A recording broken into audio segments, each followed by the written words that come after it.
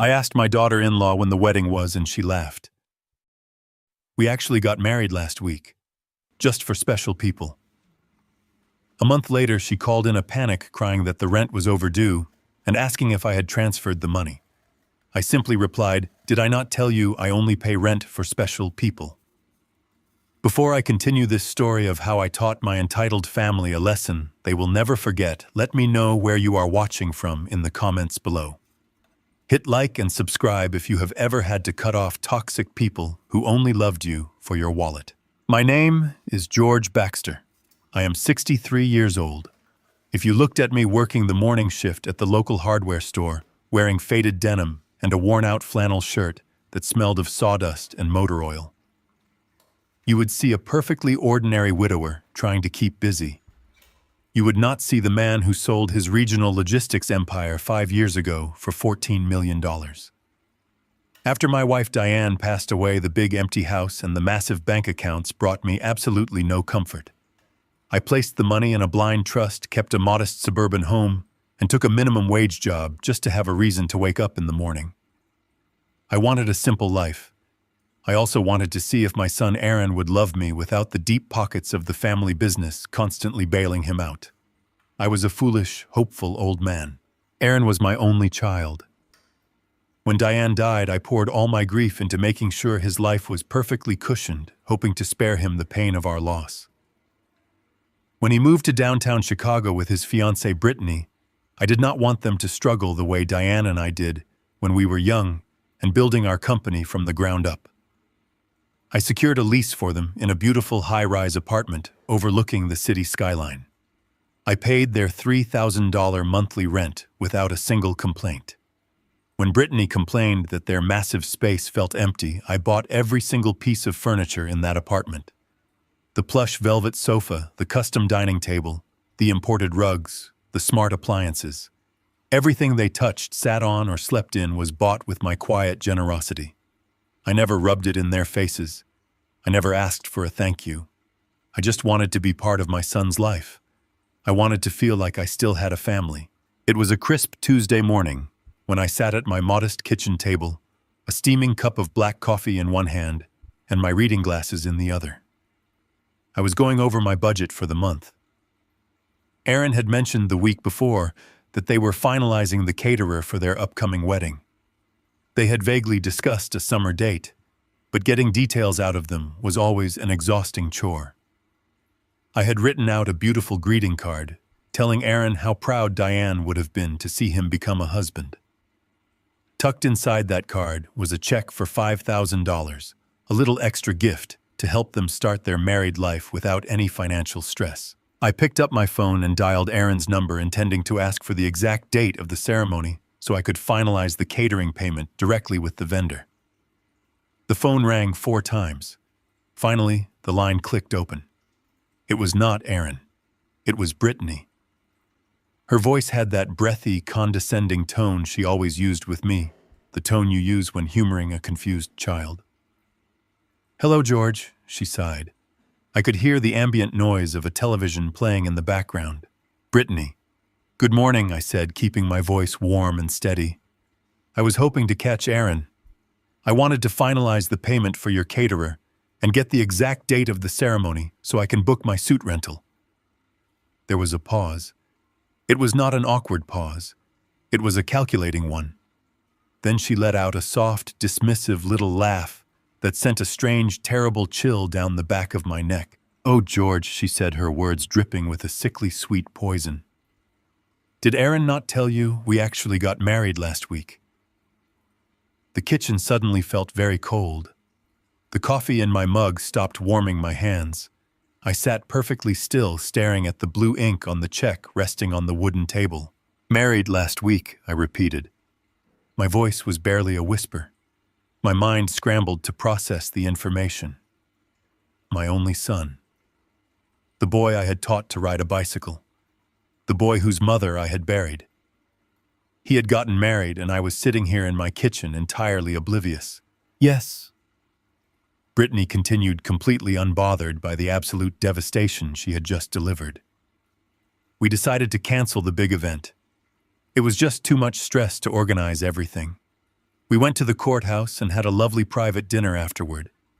We decided to keep it really intimate. You know, just for special people.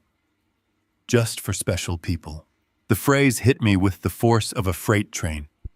It echoed off the quiet walls of my kitchen, ringing in my ears over and over again. Special people. The people who were invited to witness the most important day of my son's life did not include the father who had sacrificed everything for him. I was good enough to pay $3,000 a month so they could live in luxury. I was good enough to furnish their pristine apartment. I was good enough to be treated like an automated teller machine that dispensed cash whenever they experienced a minor inconvenience. But I was not a special person. I was not worthy of standing beside my son as he exchanged his vows. A heavy, suffocating silence stretched across the phone line. I could hear Brittany breathing, waiting for my reaction. I am sure she expected me to cry. Perhaps she expected me to yell, to demand an explanation, to beg for their love and attention, the way I had been doing for the past 2 years. She wanted the drama. She wanted the satisfaction of hearing the pathetic old man fall apart, so she could tell her friends how unhinged her father-in-law was. But the tears did not come. Instead, a profound, icy clarity washed over me. The grieving, desperate father who walked on eggshells for crumbs of affection died in that chair. The man who replaced him was the ruthless business owner who had built a massive logistics empire from absolutely nothing. I looked at the check. I looked at my phone.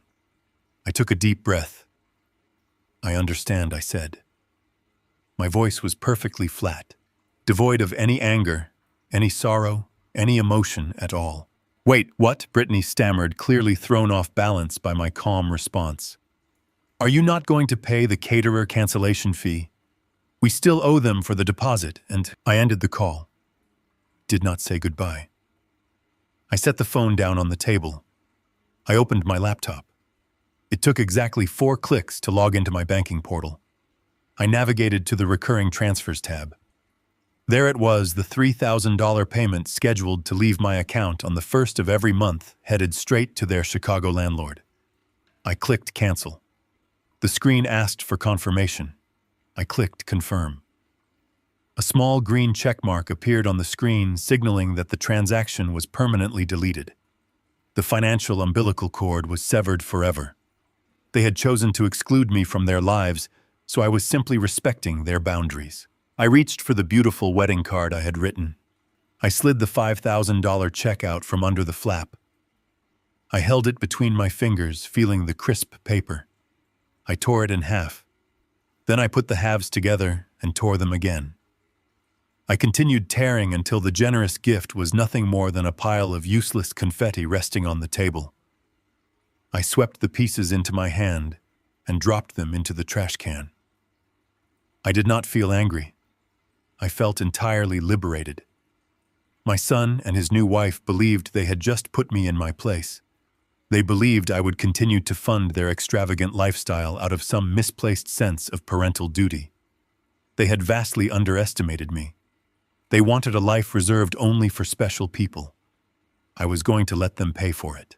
30 days passed since the day my son and his new wife casually informed me I was not special enough to attend their wedding.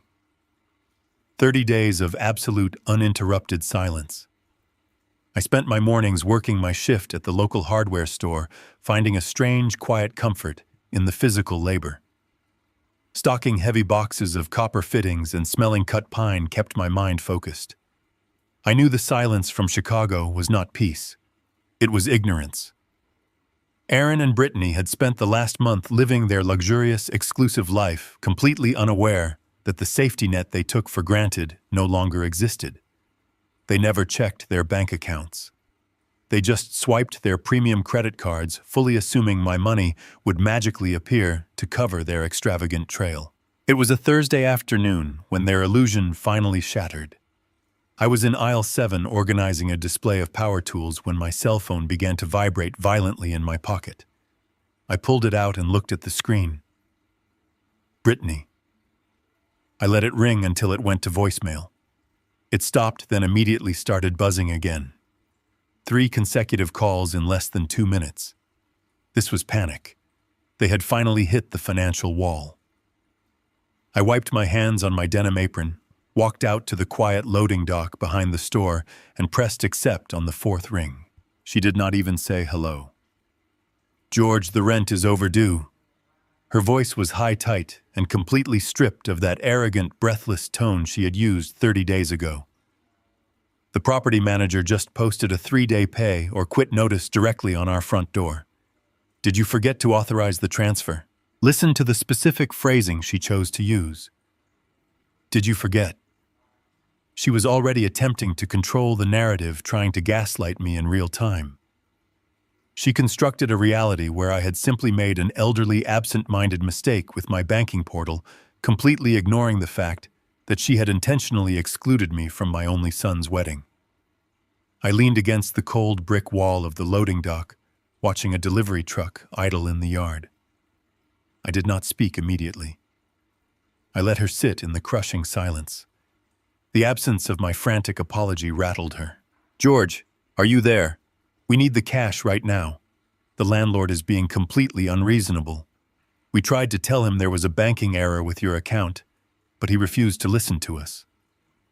You know how terrible my anxiety gets, George. You are triggering my panic attacks over a simple banking error. You need to wire the $3,000 right this second before they charge us late fees and ruin our credit." The sheer audacity was breathtaking. When my wife Diane was alive, she would have rushed straight to the bank. She would have apologized profusely for the delay, absolutely terrified of making Aaron upset. We had spent decades insulating our son from the consequences of his own actions. We bought him the safest cars, bailed him out of irresponsible college debts, and funded his downtown lifestyle because we thought that was how parents demonstrated love. We created a monster of entitlement. But Diane was gone, and the man standing on the loading dock was done paying for a relationship that did not actually exist. Before I could even respond to Brittany, I heard a sudden scuffle over the line. The sound of the phone forcefully changing hands. Then came my son's voice, sharp, demanding, and dripping with unearned superiority. "Dad, what exactly is going on with you?" Aaron barked. "You are embarrassing us." The property manager taped a bright yellow eviction warning on our door for the entire hallway to see. "I have important clients who live in this building, Dad. Do you have any idea how humiliating it is to have my neighbors see a collection notice? Why did you not handle the rent on the 1st of the month like you always do?" I closed my eyes, letting his accusations wash over me. I analyzed his words like a business contract. He did not ask how I was doing. He did not ask if I was experiencing sudden financial trouble. He did not ask if I was sick or in the hospital. His only concern was his public image and his personal inconvenience. "You need to fix this immediately," Aaron demanded, his voice echoing loudly in my ear. "Brittany is crying in the living room. She is completely stressed out, and it is entirely your fault. Call the building management right now, pay the balance, and tell them you made a mistake with your routing number. You are making us look like deadbeats." I listened to the boy I had raised. He sounded exactly like a demanding customer complaining to a subordinate employee. He felt he owned my resources. He felt entirely entitled to my hard-earned wealth without offering a single shred of respect in return. I spent 40 years negotiating with ruthless union bosses, navigating massive corporate buyouts, and surviving hostile takeovers in the logistics industry. Did my son really think his amateur manipulation tactics and aggressive tone would intimidate me? They truly believed I was nothing more than an automated machine designed to fund their reality. I opened my eyes. The afternoon sun hit the concrete of the loading dock. I felt absolutely no anger. Anger implies a loss of control, and I was entirely in control of this situation. "Aaron," I said. My voice was perfectly level, quiet, and as cold as ice. The sudden chilling calm in my tone made him stop talking instantly. The frantic, heavy breathing on the other end of the line paused. He was used to me negotiating or apologizing. He was not used to this voice. "I did not make a banking error. I continued speaking very slowly so he could absorb every single syllable. I did not forget the transfer. I logged into my account 30 days ago, and I permanently canceled the recurring payment for your luxury apartment. What? Aaron gasped. The realization hit him like a physical blow. The air seemed to leave his lungs. Why would you do that? You know we do not have $3,000 liquid right now. You cannot just cut us off without warning. We are your family. I did not cut you off without warning. I replied, staring out at the empty alleyway, feeling the heavy burden of the last 2 years finally lifting off my shoulders. I listened very carefully to your wife last month. She made your new family boundaries exceptionally clear. I paused, letting the heavy silence stretch out over the cellular connection, letting the pure anxiety build and fester in his chest. Did I not tell you? I asked softly, dropping the final devastating hammer. I only pay rent for special people. I pulled the phone away from my ear. I could hear Aaron starting to shout, his voice suddenly panicked and desperate, begging me to wait, begging me to transfer the money. I pressed the red button. I disconnected the call. I slipped the phone back into my pocket, turned around, and walked back inside the hardware store to finish my shift. The war had officially begun, and I had just fired the first shot. I disconnected the phone call and left my son and his wife to face the reality of their own financial incompetence. 2 days had passed since that moment. The smell of cut PVC pipe and industrial adhesive has a strange way of calming a man down. It smells like honest work.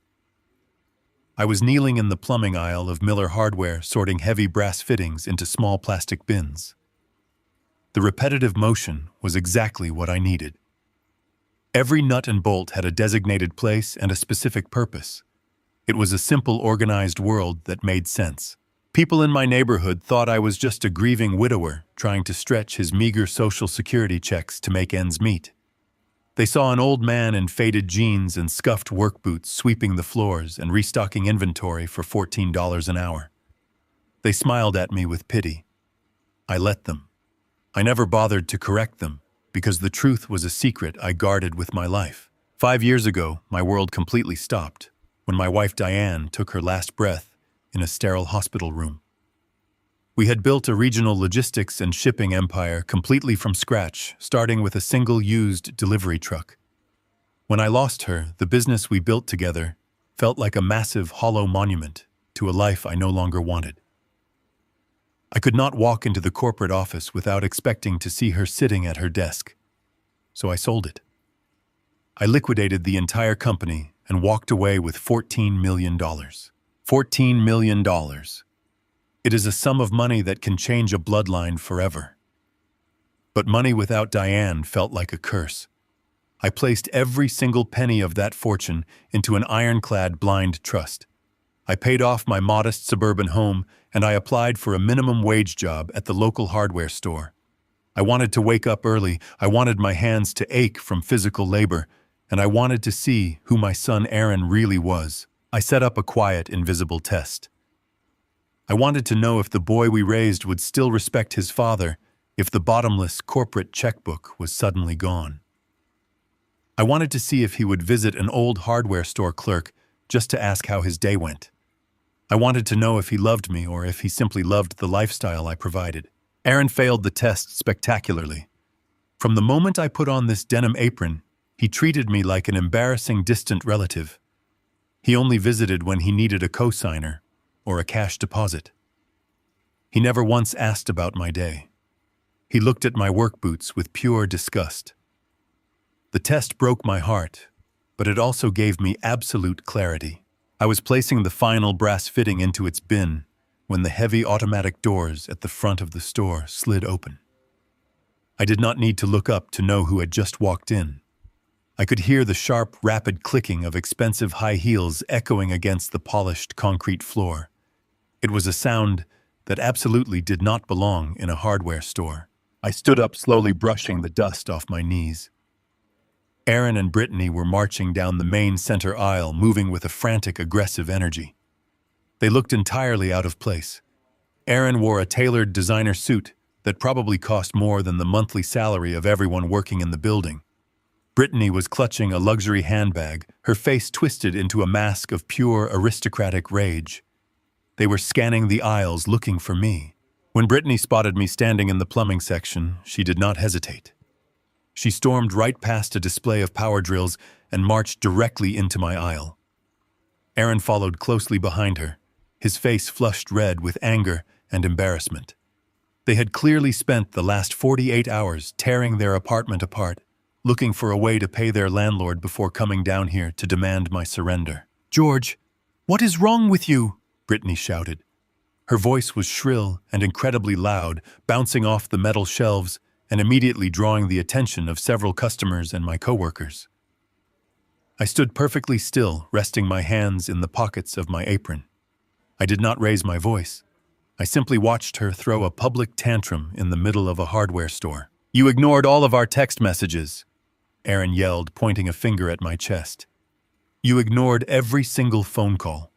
The property manager is threatening to change our locks on Monday morning if we do not hand him a cashier's check.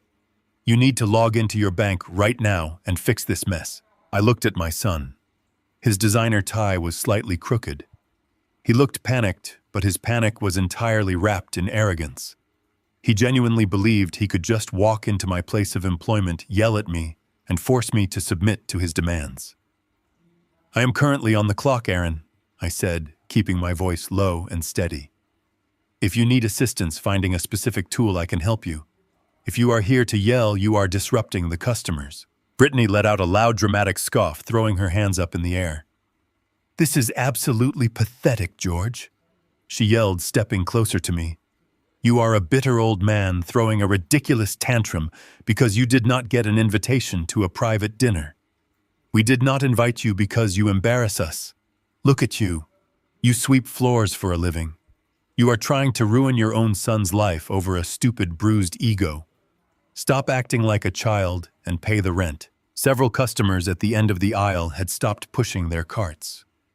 My manager was standing near the register, watching the scene unfold with wide eyes. Everyone in the store was listening to this young, wealthy couple verbally abuse an elderly hardware store clerk. I could see the pity in the eyes of the bystanders. They thought I was a poor, helpless old man being bullied by his rich son. The irony was almost poetic. The woman screaming at me about my pathetic life was currently weeks away from being thrown onto the street because she could not afford her own rent. She was insulting the only man capable of saving her from absolute financial ruin. "You need to transfer that money right now, Dad," Aaron demanded, taking another step forward. "We are not leaving this store until you pull out your phone and send the $3,000. You owe us that much after the stunt you pulled on the phone." I looked at my son and his wife. They were demanding my hard-earned wealth while simultaneously telling me I was an embarrassment. They wanted my money, but they absolutely despised the man who provided it. I slowly pulled my hands out of my apron pockets. I did not yell. I did not defend my honor. I did not mention the $14 million sitting in a blind trust waiting to be deployed against them. I simply reached over to the cleaning supplies rack next to me. I grabbed a wooden mop handle with a yellow sponge head.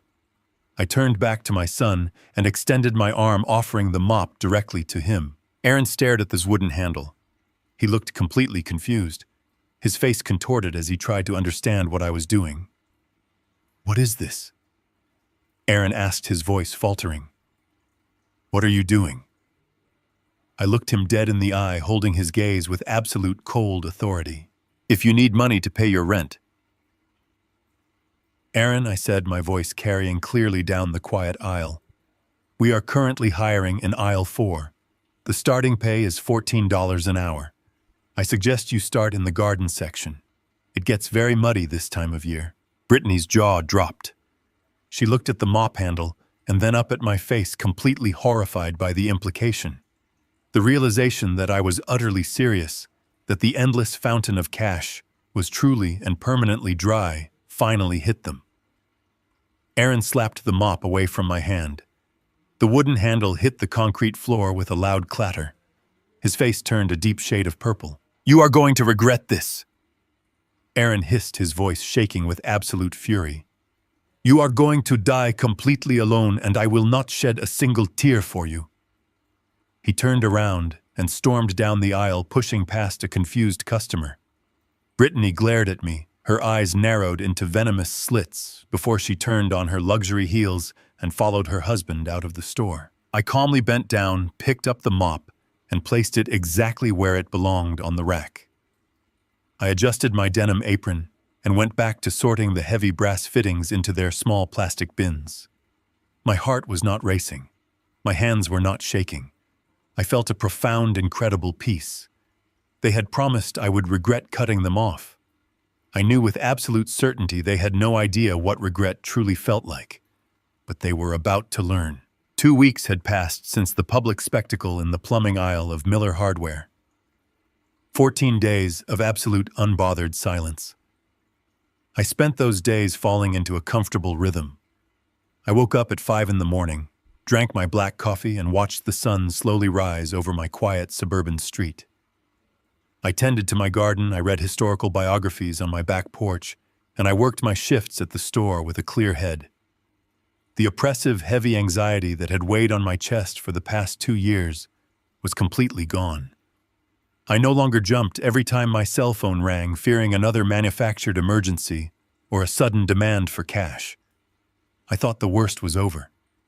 I assumed that after humiliating themselves in public, Aaron and Brittany had finally realized the Bank of Dad was permanently closed. I assumed they were busy figuring out how to pack their luxury apartment before the eviction notice forced them onto the street. I was wrong. I had severely underestimated the depths of their entitlement and the sheer magnitude of their desperation. It was a rainy Tuesday evening. I was sitting in my favorite leather armchair, listening to the rain tap against the window glass. The house was quiet and peaceful. Then my phone chimed. It was not a text message or a phone call. It was a push notification from the premium credit monitoring service I had maintained ever since I sold my logistics company. When you have $14 million sitting in a blind trust, you do not take chances with your financial identity. I picked up the phone and tapped the screen. The notification was a high-priority alert warning me of a hard inquiry on my credit report. I frowned, adjusting my reading glasses. I had not applied for any new lines of credit in over a decade. I logged into the secure application and opened the detailed report. My eyes scanned the screen and my heart went completely still. A brand new auto loan had just been approved and finalized. The total financed amount was $95,000. The lender was a high-end luxury automotive dealership located in downtown Chicago, just 3 blocks away from the apartment my son was currently being evicted from. The primary applicant on the loan was Aaron Baxter. The secondary applicant, the primary financial guarantor, who held the ultimate legal responsibility for the $95,000 debt, was me, George Baxter. I sat in the dim light of my living room staring at the glowing numbers on my phone screen. $95,000. They were about to be thrown out onto the street for failing to pay their rent, but they had somehow justified purchasing a luxury sport utility vehicle. The sheer financial insanity of that decision was staggering, but that was not what made my blood run cold. What chilled me to the bone was the method. Aaron had digitally signed my name on a legally binding financial contract. He had committed identity theft. He had committed fraud. I closed my eyes and let the reality of the situation wash over me. I knew exactly how he had done it. When he was in college, I had co-signed a small student loan for him to help him build credit. He still had my social security number, my previous banking details, and my personal identification information saved on his computer. He simply took that old information, went into a luxury car dealership, and submitted an online application using my flawless credit score to secure a vehicle he could never afford on his own. He digitally forged my signature on the guarantor forms. The arrogance of his plan was almost laughable. Aaron genuinely believed I was a technological dinosaur. He thought I was just a tired old hardware store clerk who still wrote paper checks at the grocery store and balanced a physical checkbook at the kitchen table. He assumed I did not know what a credit monitoring application was. He figured I would not notice the $95,000 fraudulent loan until the dealership eventually mailed a physical collection notice to my house months down the line. He thought he could drive around Chicago in a brand new luxury vehicle on my dime, and by the time I figured it out, it would be too late to do anything about it. In the past, I would have immediately panicked. I would have called the police or driven straight to the dealership to scream at the finance manager. I would have acted out of pure emotion and parental betrayal. But the father who reacted with emotion died the day he found out his son got married without him. I did not feel panic. I felt a cold, calculating focus. My son had just crossed the line from a spoiled, entitled brat to a federal criminal. I did not call the police. I dialed a different number. I called Warren Reed. Warren was my corporate attorney. He was the man who had flawlessly negotiated the $14 million sale of my logistics empire. Warren was a shark in a tailored suit. He was brilliant, ruthless, and fiercely loyal to me. He answered the phone on the second ring despite the late hour. "George," he said, his voice smooth and professional. "It is late. Is everything all right?" "Warren, I need your advice," I replied, keeping my voice perfectly steady. "My son Aaron just used my social security number to digitally forge my signature on a $95,000 auto loan at a luxury dealership in Chicago." The credit monitoring alert just hit my phone. The line went silent for a few seconds. I could hear the faint sound of Warren typing on a keyboard in the background.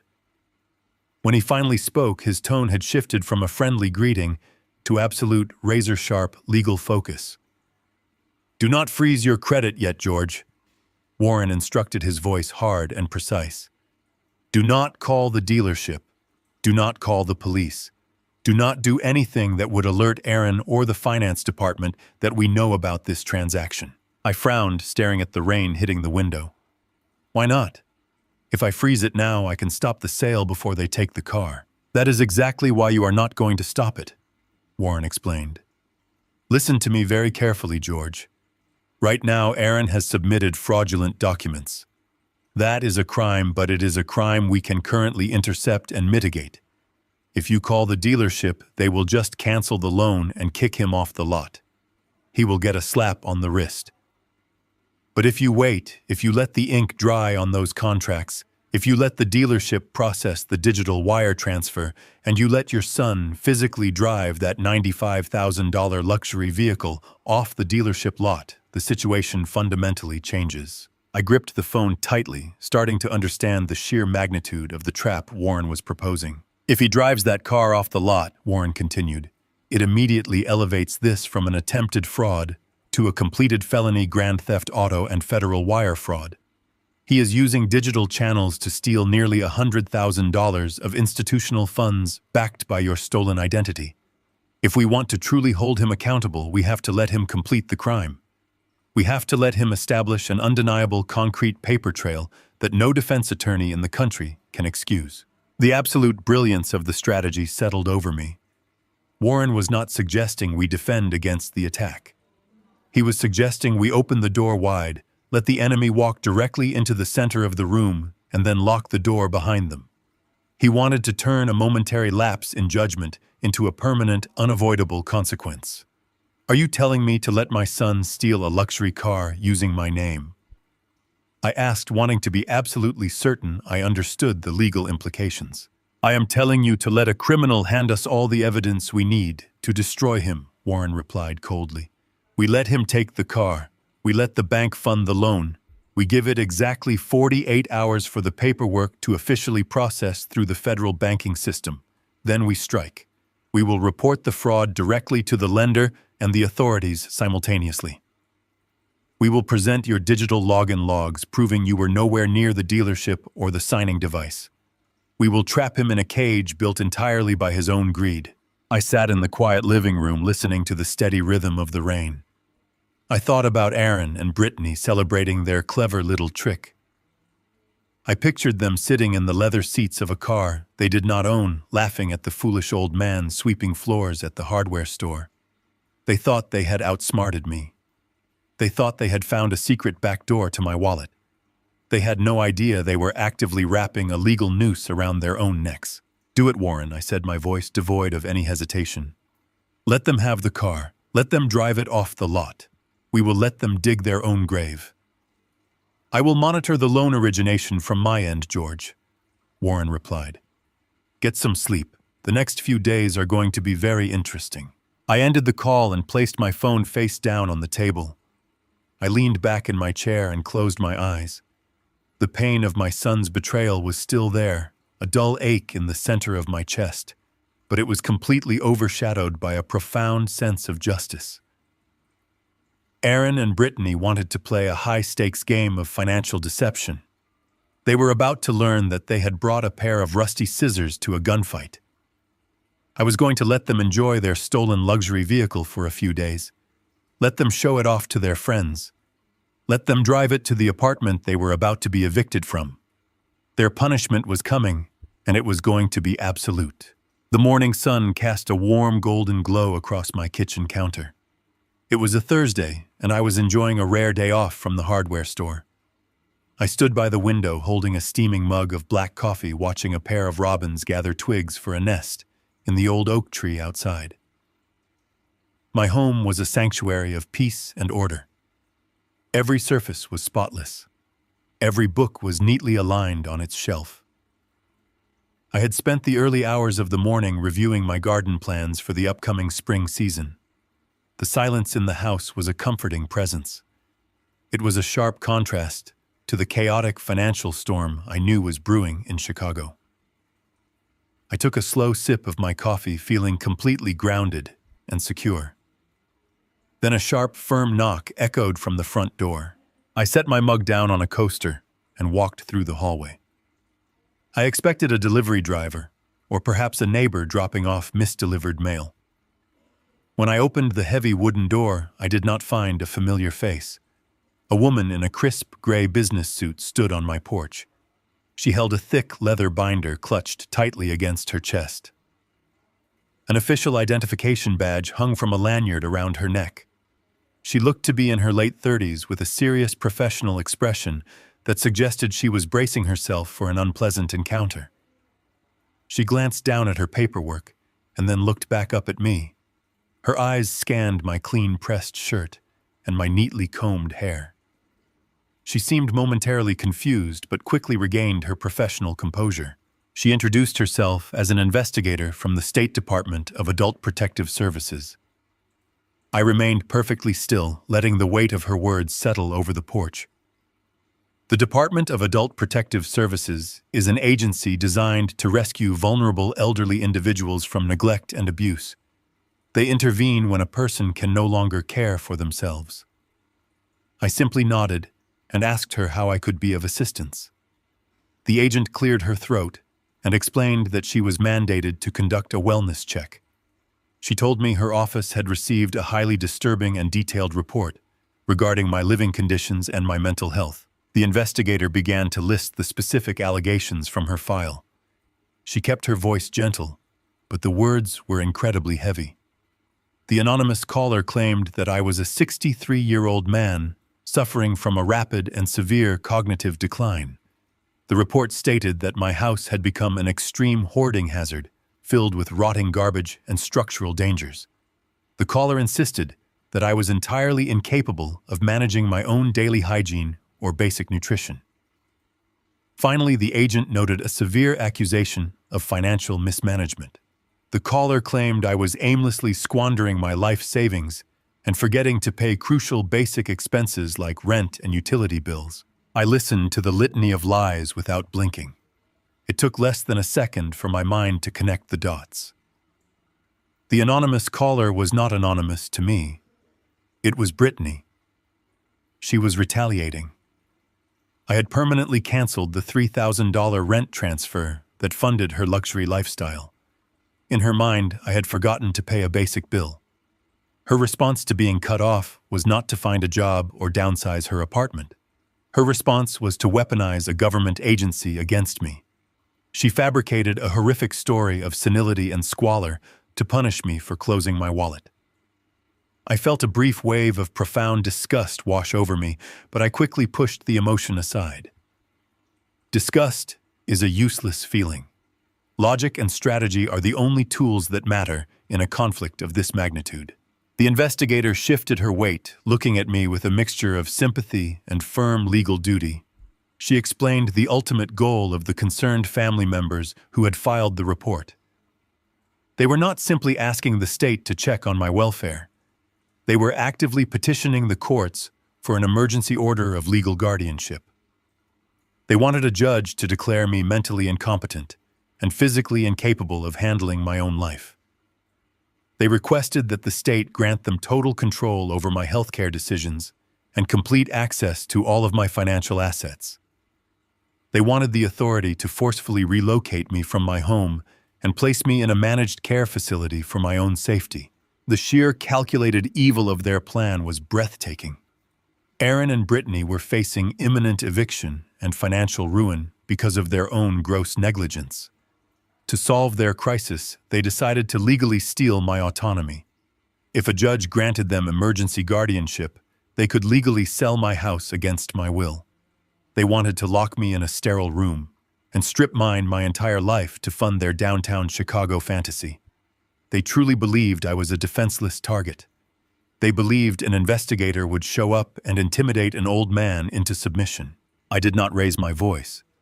I did not act defensive or outraged. When a person is falsely accused of being erratic and mentally unstable, the worst possible reaction is to act erratic and mentally unstable. Instead, I offered the investigator a warm, polite smile. I stepped back and opened my front door completely wide. I invited her to step inside and see the terrible hoarding conditions for herself. I asked her if she preferred her coffee black or with a little cream. The agent stepped over the threshold and stopped completely dead in her tracks. She was expecting a labyrinth of trash and squalor. Instead, she found herself standing in a living room that belonged in an architectural magazine. The hardwood floors gleamed with fresh polish. The minimal, tasteful furniture was entirely free of dust. The morning sunlight streamed through perfectly clean windows, illuminating the vibrant green leaves of my indoor plants. There was no clutter. There was no garbage. There was only absolute, pristine order. I led her through the house, offering a polite guided tour of my supposed ruin. I showed her the kitchen where my stainless steel appliances sparkled, and my pantry was neatly stocked with fresh, healthy food. I guided her down the hallway to show her the immaculate bathrooms and the freshly laundered linens folded perfectly in the closet. The investigator walked silently behind me. Her rigid professional posture began to crumble. She looked genuinely embarrassed. She realized almost immediately that the physical allegations in her file were completely fabricated. I guided the agent into my private study. This room was my command center. I offered her a seat in a comfortable leather chair opposite my large oak desk. I sat down and opened the top drawer. I pulled out a thick, leather-bound ledger. I placed it on the desk and slid it toward her. I explained that I preferred to keep physical records of my local expenditures in addition to my digital portals. I invited her to review my financial mismanagement. She opened the ledger and found meticulously categorized entries detailing every utility payment, property tax installment, and grocery receipt. Everything was balanced to the exact penny. My financial organization was flawless. The investigator closed the ledger and sighed, apologizing for the intrusion. She admitted that the report seemed completely ungrounded. But I was not finished. A false accusation of cognitive decline leaves a permanent stain on a public record if it is not thoroughly and clinically destroyed. I needed to obliterate Brittany's lie so completely that no judge would ever entertain a guardianship petition from my son again. I opened the bottom drawer of a secure filing cabinet. I retrieved a sealed medical envelope with the crest of a prominent regional medical center stamped on the front. I handed the envelope to the agent. I explained that I managed a highly complex private trust, and the strict bylaws of that trust required me to undergo an extensive cognitive and psychological evaluation every 2 years. I told her I had completed my most recent evaluation exactly 3 months ago. The agent opened the envelope and reviewed the official medical documents. The paperwork was signed by a highly respected board-certified psychiatrist. The clinical conclusion was unambiguous.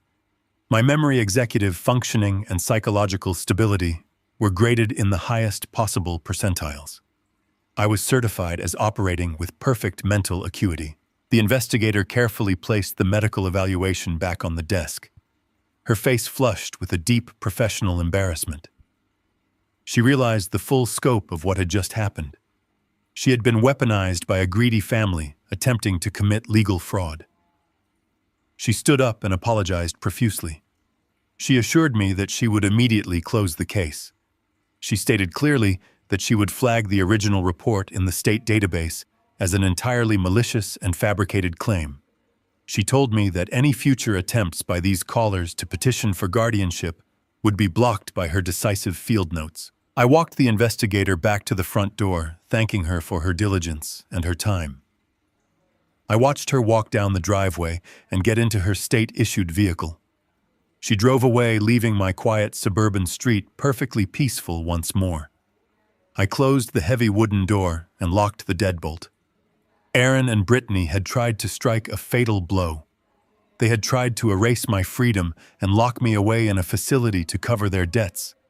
Instead, they had just handed me a certified government document proving their own malicious intent. I walked back into my kitchen and poured myself another cup of hot black coffee. The battlefield had shifted once again, and my enemies were rapidly running out of ammunition. The failed wellness check was a turning point. Aaron and his wife had fired their best shot and missed completely. I knew they would not stop. Desperation makes people incredibly predictable. Their luxury apartment eviction was looming, and the first payment on that $95,000 stolen vehicle was rapidly approaching. They were bleeding cash, and they were terrified. To protect my property, I spent my weekend installing a network of high-definition security cameras around the perimeter of my house. The cameras were small and perfectly hidden under the eaves of the roof and the shadows of the porch. They sent motion alerts directly to my cell phone. I wanted to know exactly who was approaching my front door when I was away working my shifts at the hardware store. I did not have to wait long for the trap to spring. It was a cloudy Wednesday afternoon. I was on my lunch break sitting in the quiet break room at the back of the store eating a simple sandwich. My phone vibrated softly on the table. The screen displayed a motion alert from the camera aimed directly at my driveway and mailbox. I opened the application and watched the live video feed. A sleek black vehicle was parked half a block down the street, partially hidden behind a large oak tree. It was the same luxury vehicle my son had fraudulently purchased using my stolen identity. I watched as the driver's side door opened. Aaron stepped out onto the sidewalk. He was wearing dark sunglasses and a baseball cap pulled down low over his forehead.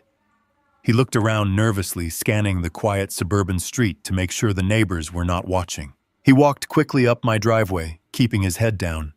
He did not walk toward the front door. He walked directly to the brick mailbox, standing at the edge of my lawn. I watched my only son open the metal door of the mailbox and reach his hand inside. He pulled out a thick stack of Daily Mail. He quickly shuffled through the envelopes, tossing the grocery store flyers and hardware catalogs back inside. He only kept the envelopes that looked official. He kept the envelopes from insurance companies and medical providers. He was specifically hunting for bank statements. He shoved the stolen mail under his jacket, closed the mailbox door, and hurried back down the street toward his stolen car. I sat in the break room chewing my food slowly. Stealing mail from a residential mailbox is a federal offense. It carries severe penalties. I could have saved the video, sent it to the postal inspector, and had him arrested before dinner time. But I did not want to send him to jail over a few stolen envelopes. I wanted to understand his strategy. Aaron was not stealing mail just to cause a nuisance. He was conducting financial espionage. He was gathering intelligence for a war he fully intended to wage against me in a courtroom. Aaron and his wife were planning to sue me. I knew they were crafting a lawsuit for implied continuous support. They wanted a judge to force me to continue paying their rent and their car loans because I had done it in the past. But lawyers cost money and lawsuits take time. Before Aaron committed to a massive legal battle, he needed to know exactly how much money he could squeeze out of me. He needed to know my total net worth. He wanted to see my bank statements to figure out if I was a target worth bleeding dry. If he discovered the $14 million sitting in my blind trust, he would hire an army of vicious attorneys to tear my life apart. I finished my lunch and dialed my attorney, Warren. He answered immediately. I told Warren exactly what I had just watched on the security feed.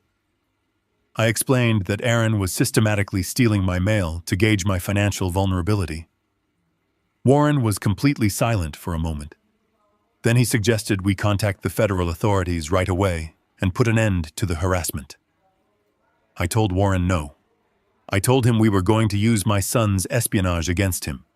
We were going to feed him poison disguised as an absolute truth. I explained my plan to Warren. If Aaron thinks I am a multimillionaire, he will fight to the bitter end. He will drag this out for years because the potential payout is too enormous to ignore. But if Aaron thinks I am just a poor, tired hardware store clerk with almost nothing to my name, he will change his entire strategy. A greedy man does not waste his time and resources trying to squeeze water from a dry stone. We needed to create a financial illusion so perfect and so convincing that Aaron would bet his entire future on it. We needed to make him believe I was almost entirely broke. Warren understood the assignment immediately. He is a master of financial maneuvering, and creating a decoy account was simple work for him. That very afternoon, we opened a new standard checking account at a small, mundane local credit union. It was the kind of bank an elderly man working retail would use. We transferred exactly $18,400 into the account. We made sure the transaction history looked completely authentic. We set up automated payments for my basic utilities and my grocery bills.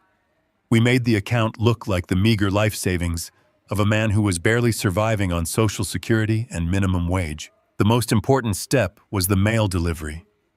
I specifically opted out of paperless billing. I requested that the credit union mail physical paper statements to my home address on the 15th of every single month. I wanted the envelopes to be thick and clearly marked with the bank logo. I wanted them sitting in my mailbox, waiting like a piece of cheese in a mousetrap. 2 weeks later, the first paper statement arrived. I tracked the mail carrier on my porch cameras, making sure the envelope was safely delivered. Then I waited. It took less than 3 hours for the black luxury vehicle to park down the street again. I watched the live feed from my living room, sipping a glass of water. Aaron approached the mailbox with the same nervous energy as before. He opened the door and pulled out the thick envelope from the credit union. I could see the visible relief on his face even through the grainy camera footage. He shoved the statement into his pocket and practically ran back to his car. He had taken the bait perfectly. I imagined him sitting in his apartment, tearing open the envelope with greedy, trembling hands. I pictured his face dropping as he read the final balance. $18,000. To a couple drowning in over $100,000 of debt and facing immediate eviction. $18,000 was nothing. It was not enough to save them. It was not enough to pay for a drawn-out legal battle. It was barely enough to cover the depreciation on the car he had just stolen. By feeding him that fake bank statement, I had completely destroyed his timeline. Aaron now believed I was financially tapped out. He believed the fountain of cash was truly and permanently dry. He thought he had outsmarted me by stealing my mail, but he had actually just swallowed a massive dose of financial poison. He was going to make his next legal move based entirely on the illusion I had built for him. He thought he was playing chess, but he did not even realize I owned the entire board. The decoy account was the perfect weapon. It gave me total control over his perception of reality. He would stop looking for hidden trusts because his own espionage convinced him there was nothing left to find. He would become reckless and desperate because he thought he was running out of time to squeeze the last few pennies from his elderly father. I sat back in my chair, watching the empty street on my monitor. My son wanted to play the role of a clever thief. I was more than happy to provide the illusion that he had succeeded. The true reckoning was still coming, and he was completely blind to the storm gathering right above his head. I spend my Sunday mornings at a small, unpretentious diner on the edge of town. It is a quiet place where the waitresses know my name and pour my black coffee before I even sit down in my usual booth. The smell of bacon grease and toasted rye bread always reminds me of the early days when my late wife Diane and I were building our business from absolutely nothing. It is my sanctuary. It is a place where a retired man can sit in a worn vinyl seat, read the morning paper, and be left entirely alone with his thoughts. I cherished that quiet routine, but my peaceful sanctuary was about to be severely violated. I was halfway through my scrambled eggs when the small brass bell above the diner door rang violently. I did not need to look up from my newspaper to know the storm had arrived. Aaron and Brittany stormed into the quiet restaurant, moving with a frantic, aggressive energy that made several regular customers turn their heads in surprise. They looked absolutely terrible. The polished, arrogant facade they usually wore was visibly cracking under the immense weight of their new financial reality. Aaron's expensive designer shirt was severely wrinkled and his hair was unkempt. Brittany's premium makeup failed to hide the dark, exhausted circles forming under her eyes. The impending eviction and their suffocating mountain of debt were finally leaving physical marks on them. They spotted me in my corner booth and marched directly over, sliding into the vinyl seat across from me without being invited. I did not fold my newspaper. I simply lowered it slightly, taking a slow, deliberate sip of my black coffee. I looked at the two desperate people sitting across from me. They were breathing heavily, acting like cornered predators preparing to strike a wounded animal. They had absolutely no idea they were walking directly into a psychological snare I had carefully designed alongside my corporate attorney. Aaron slapped a thick manila folder onto the sticky diner table. He ripped it open and pulled out a stack of familiar paper documents. They were the physical bank statements he had stolen from my mailbox just a few days prior. The decoy accounts displaying a pathetic and meager balance of exactly $18,000. "We know everything, Dad," Aaron said. His voice was a harsh, desperate whisper designed to intimidate me without causing a public scene. He leaned across the narrow table, pointing a shaking finger at the printed numbers on the stolen bank statements. "You are completely broke. You have been lying to us for years, pretending you were financially secure while you barely have enough to cover your own basic living expenses. You cut off our rent because you are running out of cash, and you were too embarrassed to admit it." I looked down at the stolen documents resting near my coffee mug. I had to consciously suppress a genuine smile. My son had swallowed the bait completely. He truly believed he had uncovered my deepest financial secret through his clever neighborhood espionage. He thought he possessed the absolute upper hand in this negotiation. "I have spoken to a lawyer." Aaron continued, his tone shifting into a calculated and malicious threat. "We are preparing to file a civil lawsuit against you for implied continuous support. You paid our rent and subsidized our luxury lifestyle for years, Dad. You created an established legal precedent of financial reliance. A judge will absolutely force you to liquidate whatever miserable assets you have left to fulfill your established obligations to us. We will drain this pathetic little checking account, and we will garnish your hardware store wages if we have to." It was a completely frivolous and laughable legal threat. Implied continuous support is a complex legal concept usually reserved for spousal alimony or child support for minors, not for fully capable adults in their 30s. Any competent judge in the country would throw the lawsuit out immediately and sanction the attorney who filed it. But Aaron was not relying on a successful court battle. He was relying on pure fear. He assumed I was a terrified old man who would do anything to avoid the stress and public embarrassment of a lawsuit. He wanted to extort me. Then Brittany took control of the ambush. She pushed Aaron aside and leaned much closer to me. Her eyes were cold and completely devoid of any human empathy. She reached into her expensive leather handbag and pulled out a thick, stapled legal document. She slid it across the table, pushing it right over my plate of eggs. I looked down at the bold printed letters on the first page. It was a property deed transfer. It was a legally binding contract transferring absolute ownership of my suburban home directly to Aaron and Brittany. "Let us be perfectly realistic," George Brittany said. Her voice dripped with a poisonous and suffocating condescension. "You have exactly $18,000 to your name. You work a minimum wage job sweeping floors at a hardware store. You are aging rapidly, and you are clearly incapable of managing your own finances anymore. We are not going to waste our precious time fighting you in court for pennies. We are offering you a very generous alternative to total bankruptcy." She tapped her manicured fingernail against the signature line of the property deed. "You are going to sign the house over to us today, George," she demanded. "We will sell the property immediately to cover our short-term debts and secure a new place to live. In exchange, we will handle the painful process of placing you in a state-funded assisted living facility. You are almost out of cash. When this tiny checking account dries up, you will have absolutely nothing left. We will take over your power of attorney, and we will manage your remaining years in a state facility so you do not freeze to death on the street. It is the only logical choice you have left."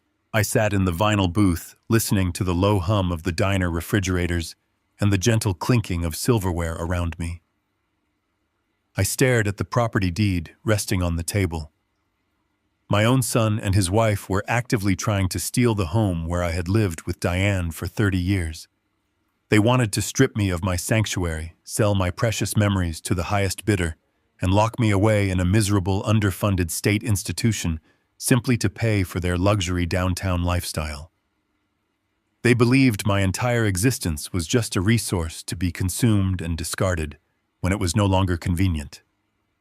They were looking at me with victorious, greedy eyes, fully expecting me to break down and sign my life away. I did not panic. I did not raise my voice or try to defend my financial stability. I did not tell them about the $14 million resting securely in an offshore blind trust generating more interest in a single day than they earned in a month.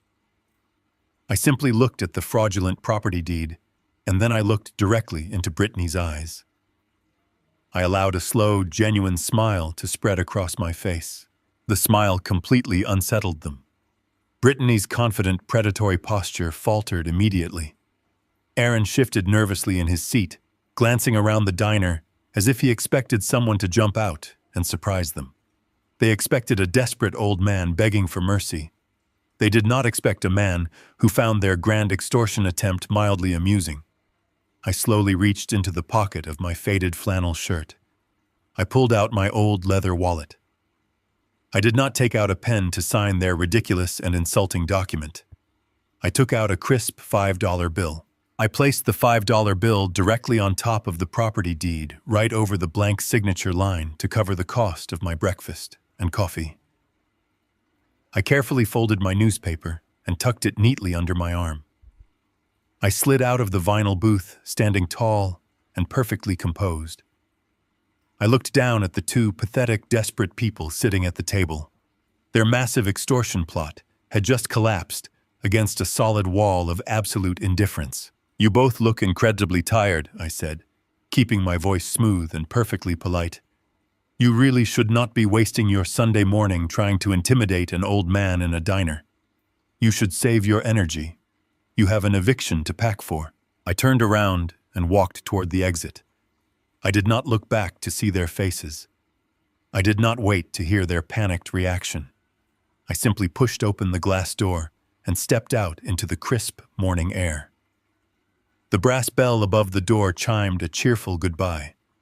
They had tried to trap me in a corner using a financial illusion I had specifically built for them. They thought they were holding a winning hand, but they were playing a game that was already completely over. I walked to my truck feeling a profound and unshakable sense of peace. The extortion attempt had failed spectacularly, and the clock ticking down to their absolute ruin was about to strike zero.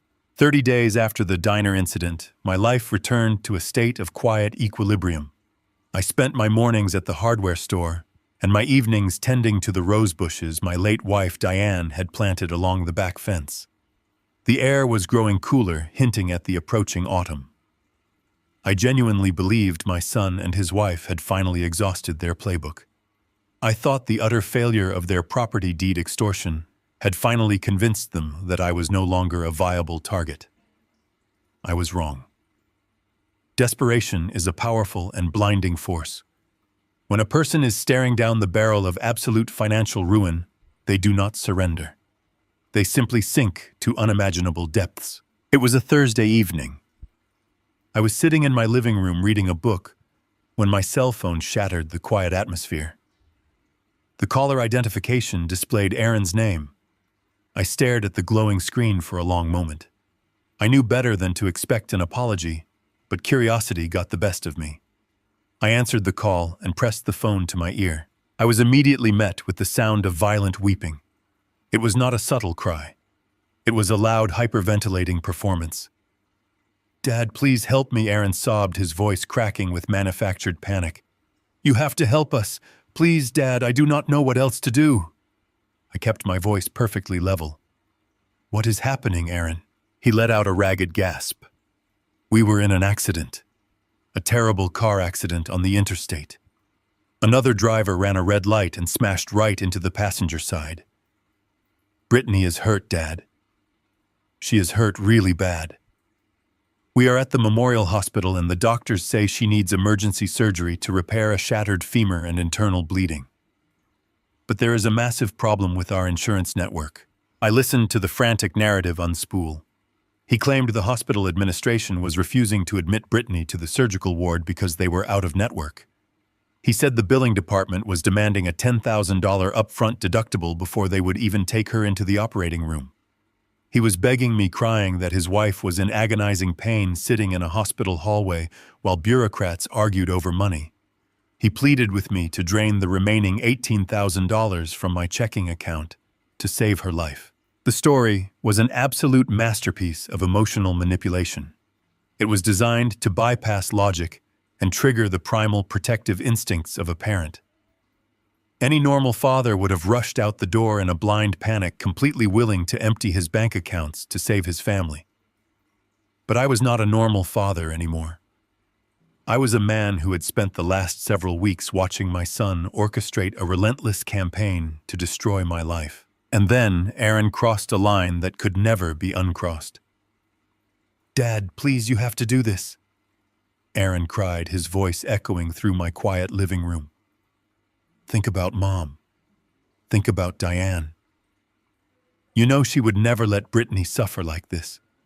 Mom loved family more than anything. If Mom were here, she would be rushing to the hospital right now to save her daughter-in-law. Please do not let Mom down. You promised her you would always protect our family." My blood turned to absolute ice. The sheer audacity of invoking my dead wife's memory to facilitate a $10,000 scam was staggering. Diane was the kindest, most selfless woman I had ever known. She had worked her fingers to the bone to build our business and give our son a beautiful life. To hear him use her name, her legacy, as a cheap bargaining chip to extort cash from me was a level of depravity I had not anticipated.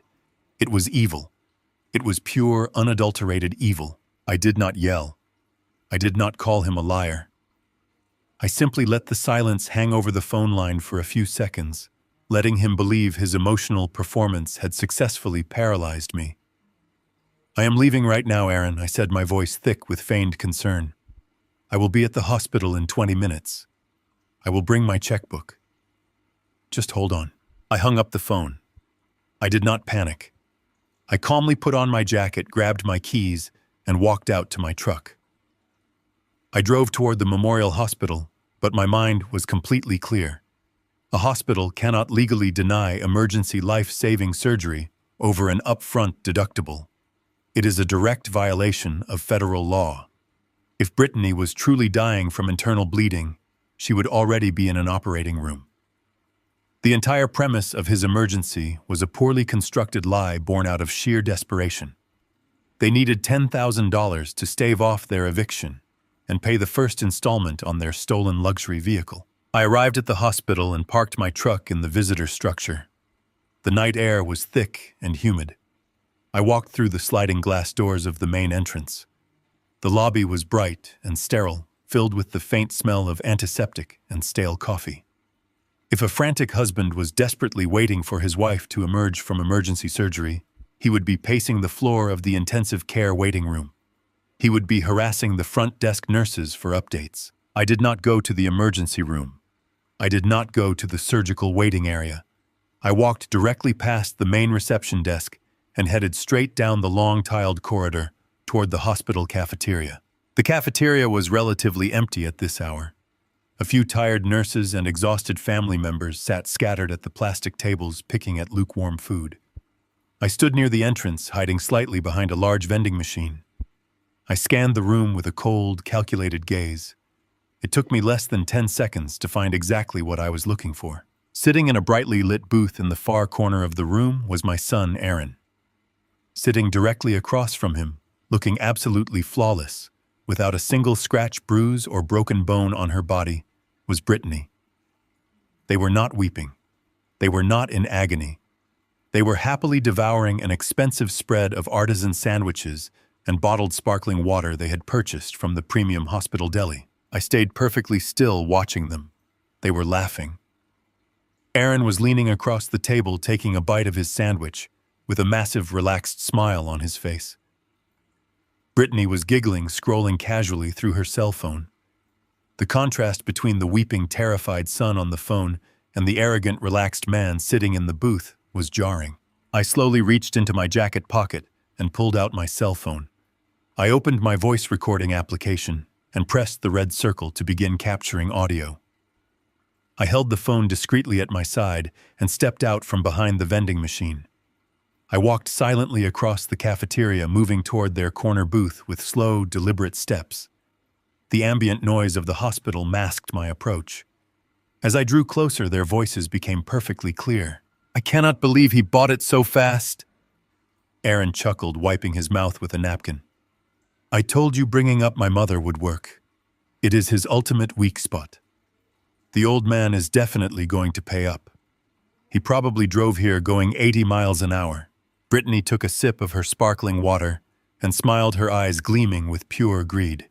"We will get the $10,000 cashier's check from him in the lobby and then tell him the doctors miraculously stabilized me without surgery. We can use $5,000 to pay off the landlord and use the rest to cover the car payment. It is perfectly foolproof. We will just tell him the hospital billed us later." They continued to outline their entire fraudulent scheme, completely oblivious to the fact that the man they were planning to rob was standing less than 10 feet away, capturing every single word on a digital recording. They were so consumed by their own perceived brilliance that they forgot to check their surroundings. I did not stop walking. I did not pause to confront them. I did not scream or flip their table over. I simply walked right past their booth, moving with a slow, steady, and impossible to ignore presence. I was so close I could have reached out and touched Aaron's shoulder. As I passed them, I slowly turned my head and looked directly into my son's eyes. I did not blink. I did not change my expression. I offered absolutely zero emotion. I just looked at him with the cold, dead stare of a man who was looking at a complete stranger. Aaron's laughter died instantly in his throat. The sandwich literally fell from his hands, hitting the table with a soft thud. All the color drained from his face, leaving him looking like a ghost. Brittany's smile vanished as she followed his gaze, turning to see me walking past them. Her mouth opened in a silent gasp of absolute horror. They sat frozen in their booth, paralyzed by the sheer magnitude of their exposure. They realized in that exact fraction of a second that the game was entirely over. The fake tears, the elaborate lies, the weaponization of my dead wife's memory, it was all utterly destroyed. I did not say a single word. I did not need to. My absolute silence was infinitely more devastating than any screaming match could ever be. I kept walking at a steady pace, pushing open the heavy double doors of the cafeteria and stepping back out into the main hospital corridor. I stopped the voice recording on my phone and saved the audio file securely. I walked out of the hospital, back into the humid night air, and got into my truck. I turned the ignition and drove home, leaving them trapped in the paralyzing silence of their own catastrophic failure. The final nail had been driven into the coffin, and the collapse of their lives was now completely inevitable. The silence that followed the hospital incident lasted exactly 3 days. I should have known that a narcissist denied their prize does not retreat gracefully. When you back a rat into a corner, it bites. Brittany and Aaron had failed to extort me with fake property deeds, and they had failed to manipulate me with a fake medical emergency. They realized private extortion was completely useless against a man who refused to play along. So they decided to take their extortion campaign public. They decided to weaponize the internet. It started on a Sunday morning. I was sitting on my back porch drinking my coffee when my phone began to vibrate violently against the wooden table. It was not Aaron calling. It was a barrage of notifications from a social media account I rarely used. I opened the application and found my inbox flooded with messages from absolute strangers. The messages were vicious.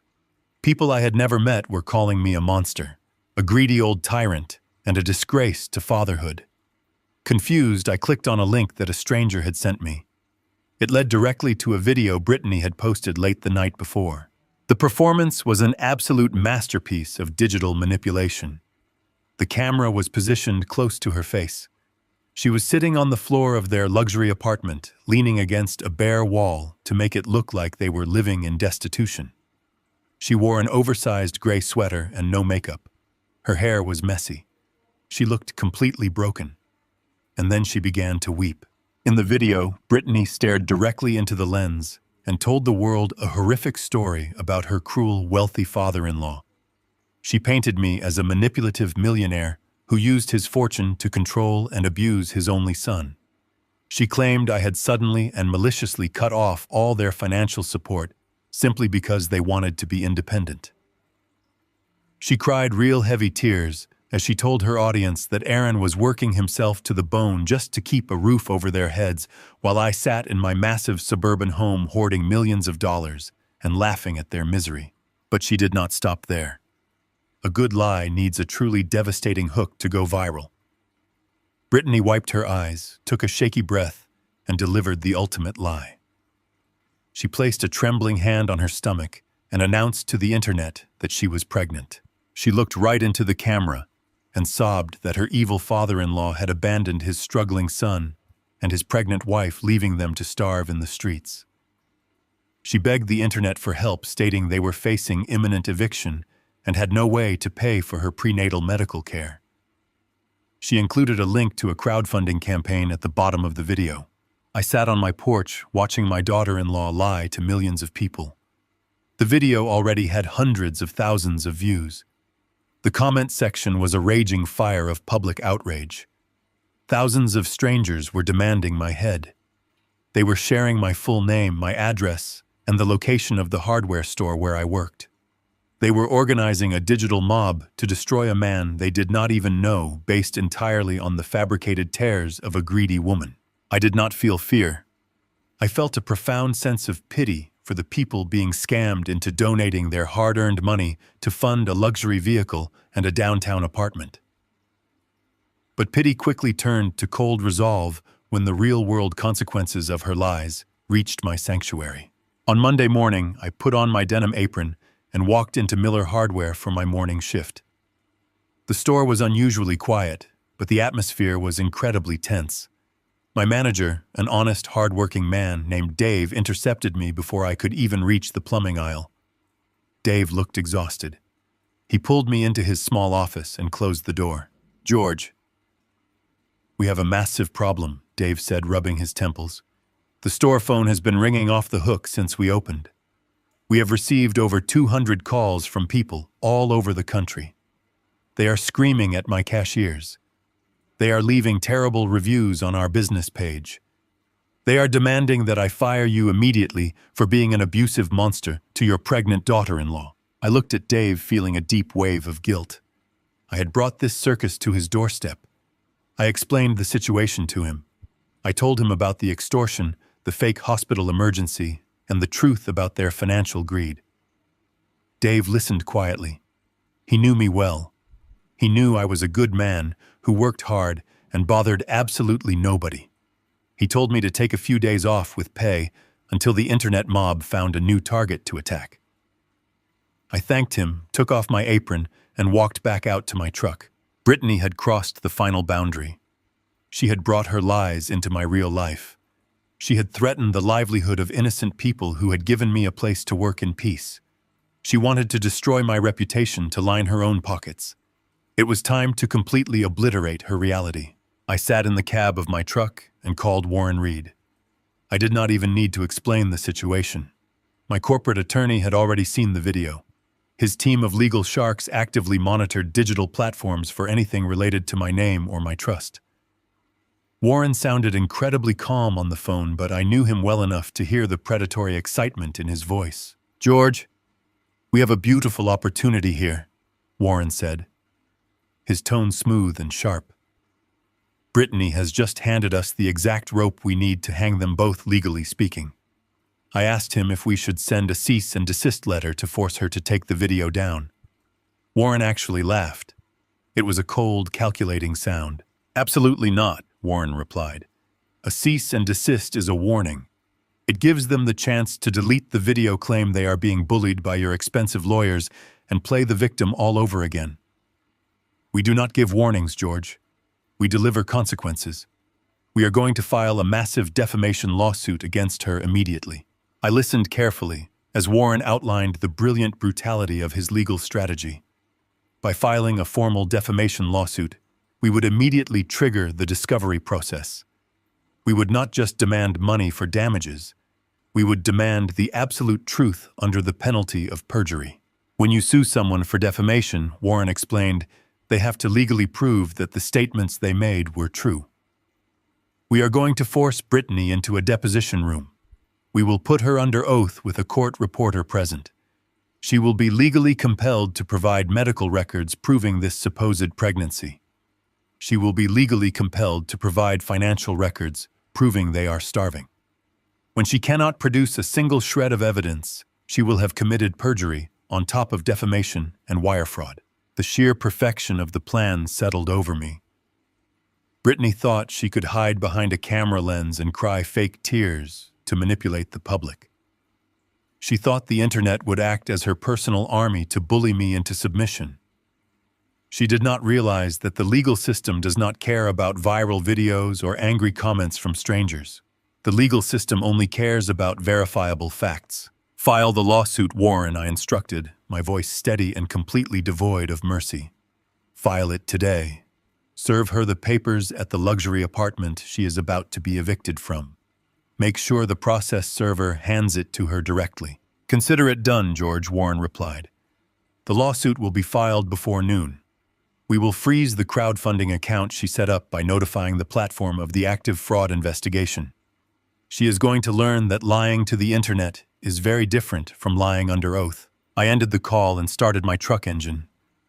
I drove slowly through my quiet suburban neighborhood, feeling a deep, unshakable calm. Brittany had tried to orchestrate a public execution of my character. She wanted to burn my name to the ground to keep herself warm. Instead, she had just willingly walked into a devastating legal trap from which there was absolutely no escape. She wanted the attention of the world. Now she was going to get the undivided attention of a federal judge. The countdown to their complete and total destruction was moving faster than ever. The lawsuit landed on my son and his wife like a massive block of concrete dropped from a towering height. When my attorney Warren filed the defamation suit, he did not ask for a modest sum or a gentle apology. He filed it with the full aggressive weight of my hidden trust fund, aiming to completely paralyze them. Aaron and Brittany were absolutely terrified by the legal blow, but their terror rapidly morphed into a desperate defensive arrogance. They could not afford a competent defense attorney because their bank accounts were bleeding dry, and their physical eviction from the luxury apartment was looming closer every single day. Instead, they scoured the bottom of the legal barrel and found a man willing to take their case on contingency. His name was Victor, a shady, fast-talking lawyer who had built his entire career shaking down insurance companies and intimidating vulnerable people into quick cash settlements. Victor looked at my faded hardware store uniform, my modest suburban zip code, and my quiet demeanor, and he made a catastrophic miscalculation. He assumed I was just a poor, tired old man trying to play a high-stakes legal game I could not possibly afford to maintain. Victor immediately fired back with a massive countersuit against me. The legal document he drafted was an absolute masterpiece of fiction. To fight my defamation claims and legally validate the tearful viral video Brittany had posted, Victor needed to prove to a judge that I had established a clear pattern of financial support and then maliciously abandoned my pregnant daughter-in-law to suffer. To prove this ongoing support, Victor did exactly what Warren and I had prayed he would do. He officially submitted the $95,000 luxury auto loan directly into the public court record. He proudly presented the forged guarantor signature as absolute undeniable proof that I was an active, willing participant in their lavish financial lives. By filing that specific document in a federal court, Victor legally cemented the wire fraud. Aaron and Brittany were no longer just telling lies on the internet to gain sympathy. They had willingly brought a major felony directly into the judicial system. The deposition took place on a rainy Tuesday morning inside a sterile, windowless conference room in downtown Chicago. The room smelled faintly of old coffee and the sharp ozone from a humming copy machine down the hall. I sat at the long, heavy mahogany table wearing a simple gray suit I had owned for over 10 years. Warren sat right next to me, organizing his immaculate leather binders with the calm, cold precision of a surgeon preparing for a highly complex operation. The heavy wooden door swung open, and Aaron walked in, followed closely by Brittany and their lawyer Victor. They looked incredibly smug and victorious. Aaron wore a sharp, tailored navy suit, completely ignoring my presence as he took his seat across the table. Brittany glared at me with pure venom, her hands resting protectively over her stomach to emphasize her heavily publicized pregnancy for the court reporter. Victor slapped his cheap leather briefcase onto the table, offering Warren a condescending little smile. He genuinely believed he was about to force a frightened elderly man into a lucrative immediate cash settlement.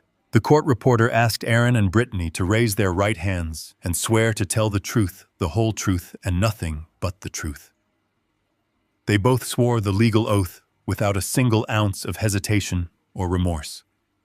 They placed their hands on the table and looked at Warren with defiant, arrogant expressions.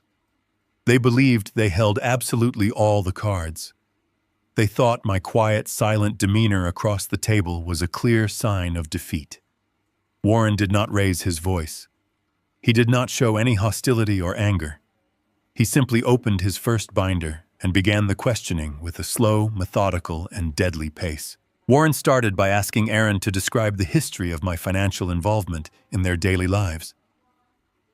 Aaron leaned back in his comfortable chair, speaking loudly and clearly, so the court reporter would capture every single lie. He stated under oath that I had promised to pay their downtown apartment rent indefinitely. He claimed I had verbally guaranteed them total financial security so they could focus entirely on building their family without stress. Warren nodded politely, taking a note, and then steered the conversation directly toward the luxury vehicle. He slid a crisp copy of the auto loan application across the table. He asked Aaron to confirm for the official record that I had willingly and knowingly co-signed for the $95,000 car. Aaron did not even blink. He looked down at the document and confidently stated that his father happily agreed to co-sign that loan to ensure his future grandchild had safe, reliable transportation. Warren turned his attention to Brittany. He asked if she had personally witnessed me agreeing to this massive financial obligation. Brittany smiled a cold, calculated smile and replied that she was standing right there when George gave them his blessing to buy the car and told them money was no object. I sat completely silently, listening to my own flesh and blood weave a tapestry of absolute lies while legally sitting under oath. Warren gave them multiple clear opportunities to correct their statements.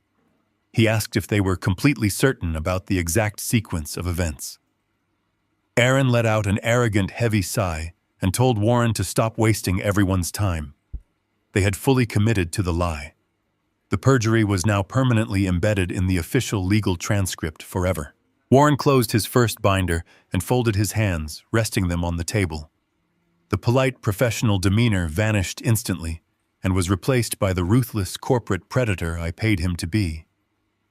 Warren informed the room that our legal team had independently subpoenaed the digital security logs from the luxury car dealership.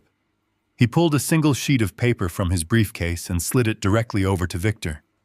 Warren explained smoothly that electronic signatures carry specific invisible footprints, including exact timestamps and Internet protocol addresses. The document clearly showed that the signature on the $95,000 loan was not executed from my modest suburban home. It was executed from an Internet protocol address registered to Aaron's specific smartphone while connected to the wireless network of their downtown Chicago apartment. The arrogant smirk on Aaron's face completely evaporated in a fraction of a second. He stared down at the security log, his mouth opening and closing silently as his brain struggled to process the disaster. Victor picked up the document, his eyes rapidly scanning the technical data. The color began to violently drain from the lawyer's face. He was a shady attorney who bent the rules, but he was not stupid. He instantly recognized the terrifying reality of what his clients had just done to him. They had not just lied to his face. They had used him to submit a forged document into a federal court proceeding and cement their own guilt. Before Victor could even attempt to formulate a panicked defense, Warren reached into his jacket pocket and pulled out a small digital recording device. He placed it carefully in the exact center of the mahogany table. Warren stated loudly for the record that he was submitting an audio file captured legally in a public hospital cafeteria where there is no reasonable expectation of privacy. He pressed a small button on the device. The crisp, clear audio filled the sterile conference room, echoing off the walls. Aaron's recorded voice echoed through the room, boasting about how easily he had manipulated his father. "I cannot believe he bought it so fast," the recording played. "I told you bringing up my mother would work, because it is his ultimate weak spot, and the old man is definitely going to pay up." Then Brittany's recorded voice chimed in, completely destroying her own victim narrative. "We will get the $10,000 cashier's check from him in the lobby, and then tell him the doctors miraculously stabilized me without surgery.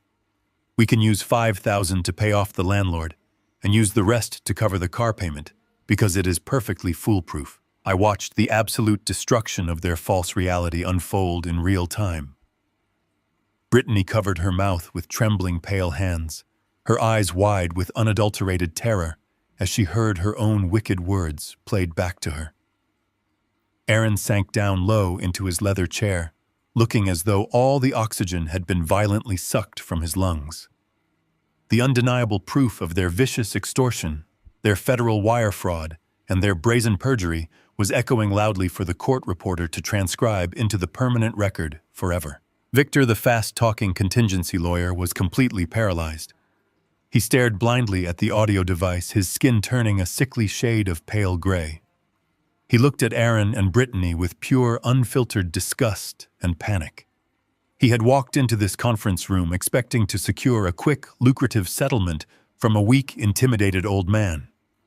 Instead, he realized he was currently sitting next to two individuals who had just committed multiple severe felonies under oath, while he unknowingly facilitated their crimes. The entire legal foundation they had built to destroy my reputation had just collapsed directly on top of them, crushing their future under the immense, undeniable weight of their own verifiable greed. The silence inside the sterile conference room was absolute. It was the kind of heavy, suffocating quiet that only exists in the immediate aftermath of a catastrophic explosion.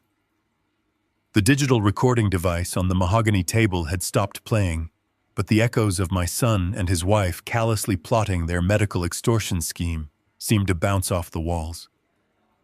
I sat perfectly still, my hands folded, watching the devastating fallout of my carefully orchestrated trap. Victor, the slick contingency attorney, who had walked into this deposition room, radiating sheer arrogance, looked as though he was having a sudden medical emergency. His face had drained of all color, transitioning from a pale gray to a sickly translucent white. He stared at the digital network logs and the recording device as if they were venomous snakes prepared to strike. Victor was an opportunistic bottom feeder who made his living bullying insurance companies and scaring vulnerable people into quick cash settlements. He was entirely comfortable bending the rules, twisting narratives, and dealing in moral gray areas. But he was not a complete fool. He knew exactly where the line was drawn between an aggressive civil lawsuit and a federal criminal conspiracy, and his clients had just dragged him violently across that line. He had just sat there acting as the official legal representative, while Aaron and Brittany knowingly and willingly committed felony perjury on the official court record. They had utilized his legal services to introduce a fraudulently obtained $95,000 auto loan into a federal proceeding. They had weaponized his license to practice law to facilitate wire fraud and extortion. Victor slowly turned his head to look at Aaron. The attorney's eyes were wide, filled with a frantic, unadulterated panic. He did not ask for a private consultation in the hallway. He did not whisper a strategic pivot to his clients. He simply reacted with pure self-preservation. Victor abruptly stood up his chair violently, scraping against the hardwood floor. He looked directly at the court reporter, his voice shaking with adrenaline and fear. "Let the record show that I, Victor Elias, am immediately and officially withdrawing as counsel for Aaron and Brittany Baxter, effective this exact second." I had absolutely no prior knowledge of the fraudulent nature of these documents or the fabricated testimonies presented here today. I am entirely severing my professional relationship with these individuals. Aaron reached out his hand trembling as he tried to grab his lawyer's sleeve. "Victor, wait. You cannot just leave us here. We can explain everything. You are our lawyer." Victor violently slapped Aaron's hand away, pulling his arm back as if my son were highly contagious. "I am not your lawyer," Victor practically shouted violently, shoving his scattered legal pads and pens back into his cheap leather briefcase. "You lied to me. You used my firm to submit forged federal documents under oath. You are facing decades in federal prison, and I will absolutely not let you drag my legal career down into the abyss with you. Do not call my office. Do not contact me." Without another word, Victor snapped his briefcase shut, turned on his heel, and sprinted for the heavy wooden door. He practically tore it open, fleeing down the hallway as fast as his legs could carry him. The heavy door slammed shut behind him, with a resonant thud, leaving Aaron and Brittany entirely abandoned, completely exposed, and utterly defenseless. The departure of their attorney acted as a brutal catalyst, shattering whatever fragile illusion of unity remained between my son and his wife. For the past 2 years, they had presented a united front, standing shoulder to shoulder, in their shared arrogance and their mutual disdain for me. They had plotted together, spent stolen money together, and laughed at my supposed ignorance together. But that partnership was built entirely on a foundation of stolen wealth and unchecked greed. Now that the money was gone and the terrifying reality of federal prison was staring them directly in the face, their marriage imploded with spectacular violent speed. Brittany turned on Aaron with the ferocity of a starving animal. The mask of the sweet, distressed, pregnant victim completely dissolved, revealing the cold, calculating opportunist beneath. She did not reach for her husband for comfort. She shoved her chair away from him, her face contorted in an ugly mask of pure rage. "Fix this." "Aaron," she shrieked, her voice echoing shrilly in the confined space. "You need to fix this right now. You told me the loan was secure. You told me your father was too stupid and too old to understand digital signatures. You promised me this lawsuit would force him to pay us a massive settlement. You told me we were invincible." Aaron stared at her, utterly bewildered by her sudden venom. "Brittany, keep your voice down," he hissed, glancing nervously at the court reporter, who was still diligently typing every single word into the official legal record. "We are still under oath. We need to stop talking and figure out a plan." "There is no plan," Aaron Brittany screamed, completely ignoring his desperate warning. "You forged a federal document. You lied to our own lawyer. I am not going to a federal penitentiary because you are a complete and utter failure. I only went along with this stupid lawsuit because you swore your father would crumble. You swore he was a weak, pathetic old man who would hand over his bank accounts to avoid a public scandal. The sheer transactional nature of their relationship was suddenly laid completely bare for everyone in the room to witness. There was no love there. There was no loyalty or emotional bond. She had married him because she believed he possessed a golden ticket to an effortless life of luxury. She tolerated him solely because she thought he was the key to unlocking my hidden financial reserves. The moment he failed to provide that lavish lifestyle, the moment his incompetence threatened her own freedom, she discarded him without a single second of hesitation. Aaron's face turned a deep, blotchy shade of crimson. His humiliation rapidly morphed into a defensive, explosive anger. "Do not act like you are an innocent victim here, Brittany," he shouted back, leaning across the table toward her. "You were the one who demanded the $95,000 car. You were the one who refused to look for a job when we ran out of cash. You were the one who concocted that pathetic fake hospital story to extort $10,000 out of me because you wanted to maintain your ridiculous social media image. You drove us into this massive hole with your endless greed." They continued to tear each other to pieces, screaming accusations and exposing every ugly, selfish facet of their marriage. They blamed each other for the eviction, for the massive credit card debts, and for the catastrophic failure of their extortion plots. They were two parasites fighting over the carcass of their own ruined lives. Warren sat quietly next to me, his hands steepled, watching the absolute destruction of their partnership with a mild clinical interest. I simply watched my son, recognizing for the very first time that there was absolutely nothing left of the boy I had raised. Aaron suddenly stopped shouting at his wife. He looked at her flushed, hateful face and finally realized that she was never going to support him. He was completely isolated. He turned his head slowly, looking across the wide mahogany table at me. The anger and the arrogant defiance vanished from his eyes, instantly replaced by a hollow, sickening desperation. The reality of his impending destruction had finally broken through his massive ego. He slid out of his chair and stumbled around the edge of the conference table. He fell to his knees on the carpeted floor, stopping just a few feet away from where I sat. He looked up at me, tears streaming down his face, his chest heaving with panicked, ragged breaths. "Dad, please," Aaron sobbed, reaching out his trembling hands toward my shoes. "Please, you have to stop this. Tell Warren to drop the lawsuit. Tell him to erase that recording. We will give the car back today. We will drop our countersuit immediately. Just make this all go away. I am begging you, Dad. Please do not do this to me." I looked down at the weeping man on the floor. I felt absolutely no pity. I felt no urge to comfort him. Aaron continued to grovel, his voice cracking with sheer terror. "Dad, if we have to pay these legal fees, we will be completely ruined. We are totally broke. We have absolutely nothing left in our checking accounts. Our landlord posted the final eviction notice this morning. We told him we could pay him by Friday, but he flat out refuses to negotiate with us anymore. He told us we have to be out by the end of the week. If you proceed with this lawsuit, we will literally be homeless. You are going to put your own pregnant daughter-in-law on the street. Please, Dad, you have to save us one last time." I sat perfectly still, listening to his desperate, pathetic pleas. He was still trying to weaponize his impending homelessness to manipulate my emotions. He still believed that deep down I was the same soft, accommodating father who would always swoop in to rescue him from his own catastrophic mistakes. He was completely wrong. I did not break my silence.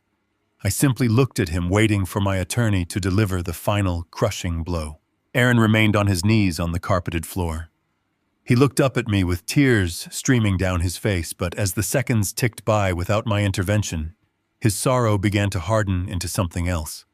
The desperate pleading slowly twisted back into a profound sense of entitlement. He wiped his nose with the back of his expensive suit sleeve and stared at me. "Dad, are you even listening to me?" he asked, his voice rising in volume. "I am telling you that we are about to be thrown out onto the street. You have plenty of money. You are a multimillionaire. You can make all of this go away with a single signature. Are you really going to sit there in your cheap suit and watch your own flesh and blood become homeless? Are you going to put your own son on the street just to prove a point? Brittany stopped glaring at her husband long enough to realize that playing the victim was her only remaining strategy. She wrapped her arms around her stomach and let out a loud, dramatic sob. George, she wept loudly. Think about your future grandchild. The stress of this eviction is going to harm the baby. The property management company has been completely heartless. They do not care that I am pregnant. They do not care that Aaron lost his job. They just taped a notice to our door and told us to pack our bags. How can you let a faceless corporate landlord treat your family like absolute garbage? How will you ever sleep at night knowing your grandchild is sleeping in a homeless shelter because you were too stubborn to pay a simple bill? Aaron nodded vigorously, pointing a shaking finger at me. Exactly, Dad. The people who own our building are absolute monsters. They are a massive real estate holding company that buys up properties and ruins lives. We begged the property manager for a 30-day extension. I told him we had a baby on the way. I told him we just needed a little more time to gather the funds. But he looked right at me and said the owner of the building personally rejected our extension. The owner specifically instructed them to kick us out by Friday. They are ruthless, greedy parasites, Dad. You cannot let them win. You have to pay the balance and show them that our family cannot be bullied by some anonymous corporate tyrant. I sat perfectly still in my chair, listening to their passionate speeches. The sheer volume of irony in their words was almost too heavy to measure. They were attempting to manufacture a scenario where I was their ultimate savior against a cruel, unfeeling world. They wanted me to step up and fight the evil corporate landlord on their behalf. They wanted me to use my newly discovered wealth to protect them from the harsh reality of their own gross financial negligence. They genuinely believed that family loyalty was a one-way street. They believed they could forge my signature, steal my money, mock my modest lifestyle, and then demand my absolute protection the very second their actions caught up with them. I did not say a word to Aaron. I did not acknowledge Brittany's fake tears. I simply turned my head and looked at Warren. My attorney had been sitting silently beside me, observing the entire performance with a look of mild amusement. When I gave him a subtle nod, Warren reached for the last leather binder sitting on the edge of the mahogany table. It was the only binder he had not opened during the entire deposition. The room fell entirely silent as Warren unclasped the leather strap. The loud click echoed in the sterile conference room, making Aaron flinch. Warren opened the heavy cover and retrieved a thick stack of legal documents. The papers were printed on heavy stock paper, complete with raised corporate seals and official state watermarks. They were not bank statements or civil lawsuit filings. They were commercial property deeds. Warren carefully aligned the edges of the papers, tapping them gently against the table before handing the entire stack directly to me. I took the documents in my hands, feeling the weight of the ultimate truth they contained. I looked down at Aaron, who was still kneeling on the floor. I held the stack of papers out to him. He hesitated for a moment, his eyes darting between my face and the documents. Slowly, he reached out his trembling hands and took the papers. Brittany leaned forward in her chair, straining her neck to see what I had just handed to her husband. Aaron flipped to the first page. His eyes scanned the bold black text printed across the top of the official deed. The document clearly listed the exact address of the luxury downtown Chicago high-rise, where Aaron and Brittany had lived for the past 2 years. It detailed the square footage, the property lines, and the commercial zoning codes. But the most important part of the document was the section outlining the primary ownership. The property did not belong to a faceless corporate conglomerate. It did not belong to a massive real estate holding company. The official owner of the building, the sole proprietary entity holding absolute control over every single unit in that luxury high-rise, was a private commercial trust. The named executor and sole beneficiary of that trust was George Baxter. I watched Aaron's eyes widen as he read my name printed on the commercial deed. His pupils dilated in sheer absolute terror. His hands began to shake so violently that the heavy papers rattled against each other. He read the line again and again, his brain desperately trying to reject the impossible information it was receiving. The cruel anonymous landlord he had just spent 5 minutes cursing the ruthless owner who had personally rejected his desperate plea for a 30-day extension was sitting directly across from him. Aaron looked up at me. His face was completely devoid of color. His mouth hung open but no words came out. He was entirely paralyzed by the sheer magnitude of the revelation. I leaned forward in my chair, resting my forearms on the mahogany table. I looked directly into my son's terrified eyes, and I spoke with a calm, devastating clarity. "Your landlord refused to negotiate, Aaron," I said, my voice perfectly smooth and completely merciless. "Your landlord ordered the property manager to reject your 30-day extension. Your landlord instructed the building staff to post that bright yellow eviction warning directly on your front door for all of your wealthy neighbors to see. And your landlord did all of those things because I am your landlord. You are officially evicted." Brittany let out a choked, gasping sound. She practically threw herself out of her chair, snatching the documents out of Aaron's trembling hands. She frantically read the ownership deeds, her eyes darting across the pages. When she saw my name printed as the sole owner of their building, her legs simply gave out. She collapsed back into her chair, staring at me as if I were a ghost. The illusion of her entire life was instantly vaporized. She realized that every single moment of luxury she had enjoyed for the past 2 years was provided by the very man she had mocked and degraded. The psychological destruction in the room was absolute. Aaron and Brittany were completely, utterly broken. They had spent 2 years believing they were inherently superior to me. They thought I was just an ignorant hardware store clerk who was barely scraping by. They thought they had outsmarted me by moving to an expensive downtown building far away from my quiet suburban life. They had absolutely no idea that I had purchased that specific high-rise building 5 years ago precisely because it was a solid commercial investment. When I moved them into that building and began paying their rent, I was literally just moving my own money from my personal checking account into my commercial business account. I owned the roof over their heads, the floors beneath their feet, and the walls that surrounded them. I held absolute power over their lives the entire time. Every arrogant comment they made, every lie they told, every extortion attempt they plotted was executed inside a cage that I personally owned. They had tried to trap me in a corner, but they had been living inside my trap since the very first day of their marriage. They had absolutely nothing left to say. There were no more threats to make, no more lies to spin, and no more fake tears to cry.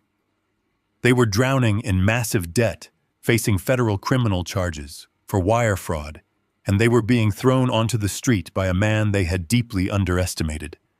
The deposition was over, and their total ruin was finally complete. The crushing silence in the conference room shattered the moment the reality of their eviction fully registered. Brittany did not weep. She did not ask for forgiveness or try to appeal to any remaining shred of my paternal affection. Instead, she turned her absolute terror into a weapon and aimed it directly at the man kneeling beside her. She looked at Aaron with a level of revulsion that was almost terrifying to witness. The transactional nature of their marriage was completely exposed for everyone in the room to see. She had stayed with him for the luxury high-rise, for the imported furniture, and for the promise of a massive inheritance. Now that the building was mine, the furniture was unpaid for, and the inheritance was legally secured in an impenetrable trust, he was completely useless to her. She sprang up from her chair, kicking it backward so violently that it crashed into the wall. She pointed a shaking, manicured finger at Aaron's face. "This is your fault," she screamed, her voice shrill and echoing off the sterile walls. "You told me you had the money handled. You told me the $95,000 car loan was completely legitimate. I had absolutely nothing to do with that forgery, George. You have to believe me. He stole your social security number. He typed in your information on his laptop while I was sleeping. I told him not to do it, but he is completely obsessed with looking rich. Aaron stared at his wife, his mouth opening and closing in mute horror. The betrayal paralyzed him more completely than my revelation about the apartment building. "Brittany," he whispered, his voice breaking into a pathetic rasp. "What are you doing? We did this together. You were sitting right next to me on the couch when we filled out the application. You picked out the exact color of the leather seats. Do not lie to try and drag me down with you, Aaron," she shrieked, venom dripping from every single word. "I am not going to a federal penitentiary because you are a complete failure of a husband. I am pregnant. I am a mother. I am not taking the fall for your pathetic attempt to steal from your own father." She scrambled to gather her belongings. She snatched her expensive designer handbag off the table, stuffing her phone and her keys inside with frantic, jerky movements. She was operating on pure animal panic, trying to sever all physical and legal ties to the sinking ship that was her husband. She looked across the mahogany table at me, and then at Warren, attempting to force a desperate, innocent smile onto her face. "George, please," she begged, her voice trembling with manufactured sincerity. "You know I always liked you. I always told Aaron he needed to treat you better. I will sign whatever divorce papers I need to sign today. I will pack my things and leave the apartment by tonight. Just let me walk out of here. Please do not include me in this lawsuit. I was manipulated by him just like you were." I did not offer her a single word of comfort or condemnation. I simply sat, with my hands folded, resting on the smooth wood of the conference table. Warren remained equally silent, his expression completely unreadable as he watched her frantic performance. Taking our silence as a dismissal, Brittany turned on her heel and practically sprinted toward the heavy wooden door of the conference room. She reached out to grab the brass handle, desperate to escape the room, the lawsuit, and the catastrophic mess she had helped create. She just wanted to disappear into the busy Chicago streets and pretend none of this had ever happened. Before her hand could even touch the brass, the heavy door swung open from the outside, forcing her to stumble backward to avoid being hit. The door did not open for her. Two tall, uniformed police officers stepped into the room, completely blocking the exit. Their presence instantly shifted the atmosphere from a messy domestic dispute to a severe criminal proceeding. The air grew heavy and suffocating. The officers wore stern professional expressions, their hands resting casually near their utility belts. The faint sound of radio static echoed from their shoulder microphones. They scanned the room quickly, bypassing Brittany entirely and locking their eyes directly on my son. Brittany let out a sharp, terrified gasp and pressed her back against the wall, sliding as far away from Aaron as physically possible. Warren slowly stood up from his chair, buttoning his suit jacket. He had coordinated this exact timing perfectly. While their sleazy contingency lawyer was frantically running out of the building to save his own career, Warren had quietly signaled the authorities waiting down the hall. The trap had been flawlessly executed, and now it was time for the steel jaws to snap completely shut. "Aaron Baxter," one of the officers asked, his voice deep and authoritative, cutting through the tension in the room. Aaron could not speak. He was still kneeling on the carpet, staring at the police officers with wide, unblinking eyes. He slowly nodded his head, moving like a man trapped in a terrible, slow-motion nightmare. The officer stepped forward, bypassing the mahogany table and approaching my son. "Please stand up and place your hands behind your back. You are under arrest for felony wire fraud and felony identity theft in relation to the fraudulent securing of a $95,000 automotive loan." The words hung in the air, absolute and irreversible. This was no longer a threat. This was no longer a familial argument over ungrateful behavior or unpaid rent. This was the crushing weight of the federal legal system coming down on a man who believed he was entirely above the law. Aaron slowly pushed himself up from the floor. His legs were shaking so violently he could barely stand. The second officer moved in behind him, grabbing his wrists and pulling them firmly behind his back. The sharp metallic click of the handcuffs snapping shut echoed loudly in the silent conference room. It was the sound of absolute finality. "Dad." Aaron cried out, his voice cracking into a high-pitched wail of pure terror. "Dad, please do not let them take me." Tell them it was a misunderstanding. Tell them you gave me permission to sign for the car. Please, Dad, I am your only son. You cannot let me go to jail." I looked at the man wearing handcuffs. I looked at the tears streaming down his flushed, terrified face. Years ago, hearing my son cry out in fear would have broken my heart. I would have moved heaven and earth to protect him from harm. I would have spent every dime I had to shield him from the harsh realities of the world. But that paternal instinct had been systematically dismantled and destroyed over the last 2 years. He had suffocated my love with his endless greed, his cruel manipulations, and his blatant disrespect for the memory of his mother. I felt absolutely nothing. There was no anger left in my chest. There was no sorrow or grief. There was only a cold, clinical detachment.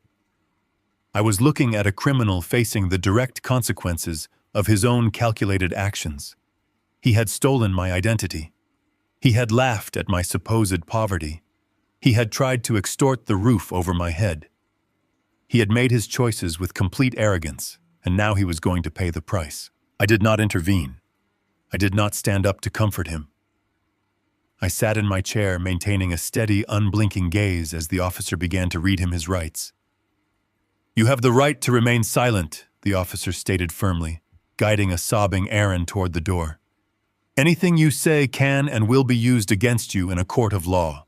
Aaron twisted his neck, trying to look back at me one last time as they pushed him out of the conference room. His face was a mask of utter devastation, realizing finally and permanently that the safety net was gone. He had burned the bridge to the only person who had ever truly loved him, without conditions. The door closed heavily behind them, cutting off the sound of his weeping. The room was perfectly quiet again. Brittany remained pressed against the wall, staring at the empty doorway, her breath coming in short, panicked gasps.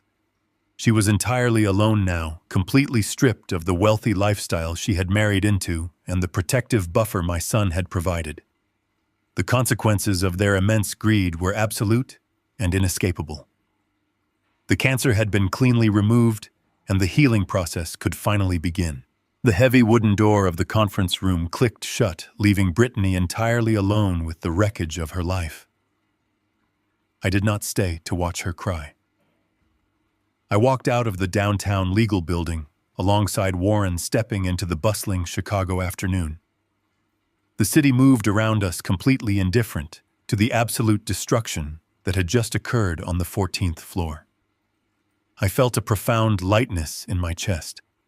The suffocating weight of parental obligation had been entirely lifted. Warren shook my hand on the sidewalk, promising to handle the immediate logistics of the eviction with the property management company. I got into my truck and drove back to my quiet suburban neighborhood. I knew the final act of this tragedy was already in motion. Brittany had absolutely no cash to pay for a taxi. Her premium credit cards had all been instantly declined or frozen by the issuing banks. She was forced to walk several miles in her expensive designer heels, navigating the noisy, crowded city streets, while her husband was being processed at the federal detention center. She moved with a frantic, desperate energy, clinging to the fading hope that she could still salvage some small piece of her luxurious lifestyle. She believed she could simply sneak into the building pack, her expensive clothes, grab her imported jewelry, and drive away in the $95,000 sport utility vehicle before the authorities came looking for it. She thought she could escape the massive blast radius of Aaron's criminal charges and start over somewhere else. She arrived at the luxury high-rise building, exhausted, blistering, and completely out of breath. She bypassed the main marble lobby to avoid the concierge staff and walked directly down the steep concrete ramp into the underground parking garage. She hurried toward their assigned premium parking space, digging frantically through her leather handbag for the heavy vehicle key fob. She turned the corner, fully expecting to see the sleek, black exterior of her stolen luxury vehicle waiting for her. Instead, she found absolutely nothing. The parking space was completely empty, save for a small, dark puddle of oil on the concrete floor. The dealership had moved with ruthless, incredible efficiency. The exact moment Warren notified their finance department of the confirmed wire fraud, they immediately dispatched a tactical recovery team. The vehicle had been forcefully repossessed, and towed away hours ago. Pure panic began to set in.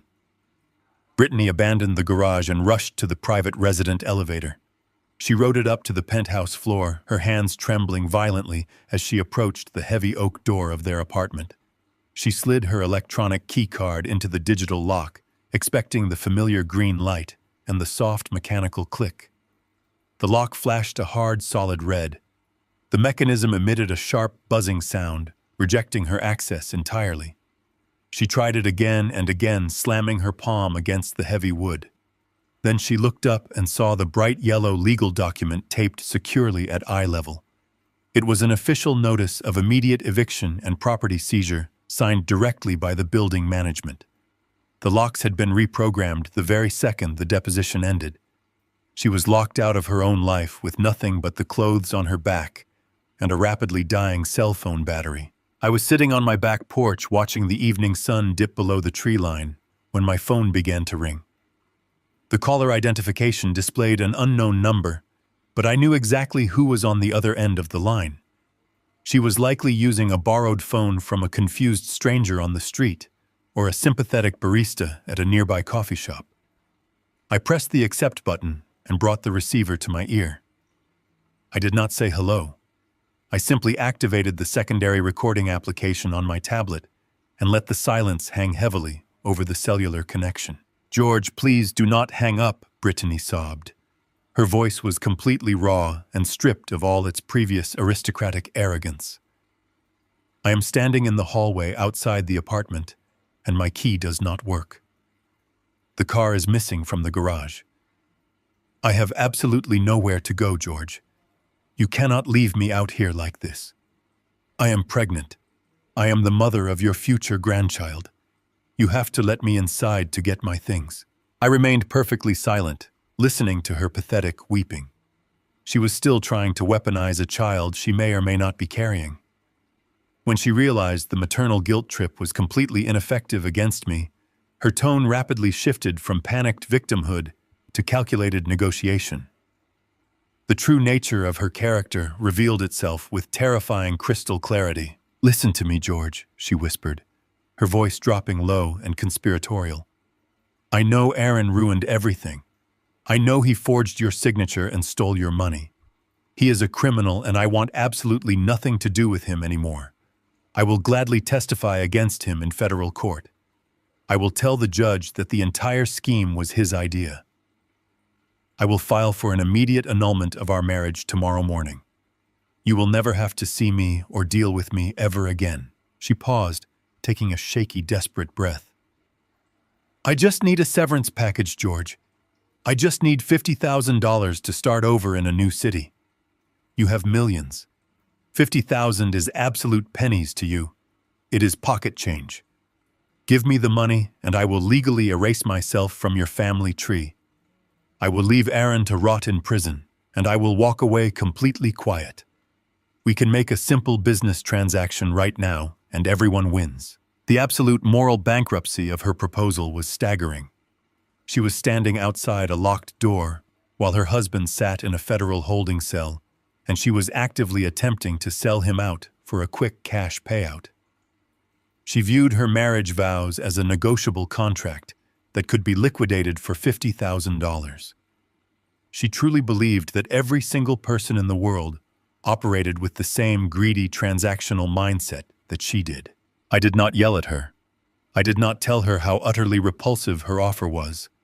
I simply allowed her to finish her desperate, cowardly pitch. "Are you completely finished, Brittany?" I asked, my voice smooth and perfectly detached. "Yes, George," she replied eagerly. "Just wire the money to my sister's account, and I am gone forever. It is a clean break for everyone." I reached over and stopped the recording application on my tablet. I saved the audio file with a very clear, distinct label. "I am not going to wire you a single penny, Brittany," I said, "but I am going to do you a massive favor. I am going to take this exact recorded conversation, and I am going to forward it directly to Aaron's criminal defense attorney. I think it is incredibly important that my son knows exactly what kind of special person he married. I think he deserves to hear his loving wife offering to sell him to a federal prosecutor for $50,000 while he is sitting in a jail cell waiting for his arraignment. "No, George, wait!" Brittany shrieked, pure panic exploding in her voice. "You cannot do that. He will kill me. He will tell the police I helped him steal the mail." "You should have thought about that before you tried to extort a man holding all the cards," I replied. "Have a wonderful life, Brittany. Do not ever attempt to contact me again." I pressed the red button and disconnected the call. I immediately opened my phone settings and permanently blocked the unknown number. I took the audio file containing her desperate transactional betrayal and attached it to an encrypted email. I sent it directly to the public defender who had been assigned to represent my son. I watched the progress bar fill the screen until the message confirmed sent. I wanted Aaron to sit in his small concrete cell and listen to the clear, unmistakable sound of his wife abandoning him for a severance package. I wanted him to realize that the glamorous high society partner he had chosen over his own father viewed him as nothing more than a failed investment. I set my phone down on the patio table and leaned back in my chair. The evening air was cool and incredibly refreshing. The garden was quiet. The financial parasites who had attempted to drain my life had completely consumed and destroyed each other. The trap had closed perfectly, and the silence that followed was absolute bliss. 3 months have passed since the heavy wooden doors of the downtown conference room closed and sealed the ultimate fate of my son and his wife. The heavy, humid summer air has slowly surrendered to the sharp, biting chill of a Chicago winter. I find that the freezing weather suits my current state of mind perfectly. It is crisp, clear, and entirely free of any lingering illusions or false warmth. Aaron is currently sitting in a federal detention center, awaiting his criminal trial for wire fraud and identity theft. The public defender assigned to his case played the encrypted audio file I sent him, the exact file where Brittany eagerly offered to sell her husband to the federal prosecutors for a $50,000 severance package. I was told that Aaron did not say a single word after hearing his wife's voice making that ruthless transaction. He simply put his head in his hands and stared blankly at the cold concrete floor. His grand, arrogant vision of a wealthy, powerful life was completely reduced to the 4 gray walls of a jail cell. He finally understood that the woman he chose over his own father viewed him as nothing more than a failed financial investment. Brittany did not fare much better in the catastrophic aftermath of her grand performance. Her tearful viral video completely backfired the moment Warren filed the massive public defamation lawsuit against her. The internet operates with a ruthless and highly unpredictable justice. The very same strangers who had initially offered her sympathy and crowdfunding donations quickly discovered the public court records detailing her massive credit card fraud and the forged auto loan. The digital crowd turned on her instantly. Her social media accounts were flooded with absolute outrage, forcing her to delete her entire online presence just to escape the relentless harassment. Her pristine public reputation was completely annihilated. She now lives in a cramped, run-down studio apartment in a bleak suburban neighborhood, miles away from the downtown luxury she desperately craved. She takes the public bus to a grueling entry-level retail job just to pay for her basic groceries. There was no golden severance package. There was no clean break. There was only the harsh, unforgiving reality of living exactly within her actual means. I sat across from Warren Reed in his expansive corner office overlooking the sprawling city skyline. The heavy oak desk between us was completely bare except for a single stack of official legal documents. We were not preparing for another stressful battle. We were finalizing the absolute end of the war. I picked up a heavy brass pen and signed my name on the final line of the commercial real estate contract. I had officially sold the luxury high-rise building where Aaron and Brittany used to live. A massive international holding company had offered me a highly lucrative premium price for the property, and I accepted it without a single second of hesitation. I did not want to own a building that held such toxic, exhausting memories. I wanted that concrete structure out of my financial portfolio entirely. Warren collected the signed papers and gave me a rare, genuine smile. He informed me that the capital gains from the sale had successfully settled into my primary blind trust. The numbers on the computer screen were astronomical, but they brought me no inherent joy. I looked at Warren and instructed him to immediately wire a massive portion of those profits directly to a national legal defense fund. I specifically chose an organization dedicated to protecting vulnerable senior citizens from financial exploitation and family abuse. I wanted the immense wealth that my son tried to weaponize against me to be permanently transformed into a powerful legal shield for people who could not afford a shark like Warren Reed. I wanted to ensure that other elderly parents facing the terrifying threat of false guardianship petitions or fraudulent evictions would have the fierce legal ammunition they needed to fight back and win their freedom. Warren processed the massive charitable donation immediately.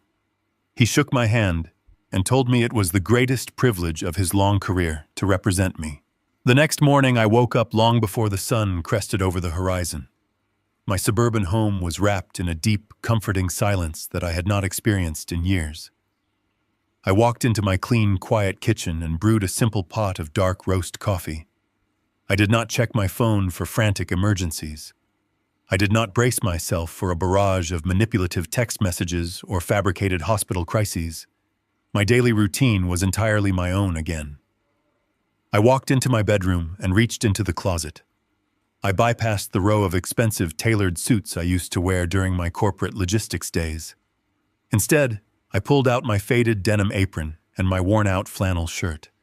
I laced up my scuffed leather work boots and grabbed my car keys off the kitchen counter. I drove my old reliable truck through the quiet residential streets heading toward Miller Hardware. The heater roared gently, warming the cab of the truck as I watched the morning frost slowly melt off the windshield. Some people might look at me and wonder why a man with millions of dollars safely hidden in an offshore trust would willingly wake up at dawn to sweep floors and stock shelves for $14 an hour. They would never understand the profound grounding value of honest, simple labor. Working at the hardware store kept me firmly tethered to reality. It kept my hands calloused and my mind incredibly sharp. It was a completely honest transaction. I provided my time and physical effort, and they provided a fair, reliable wage. There were no hidden agendas, no emotional manipulations, and no toxic strings attached to my paycheck. I walked through the sliding glass doors of the hardware store and greeted my manager Dave with a firm handshake. The store smelled pleasantly of cut pine wood and fresh potting soil.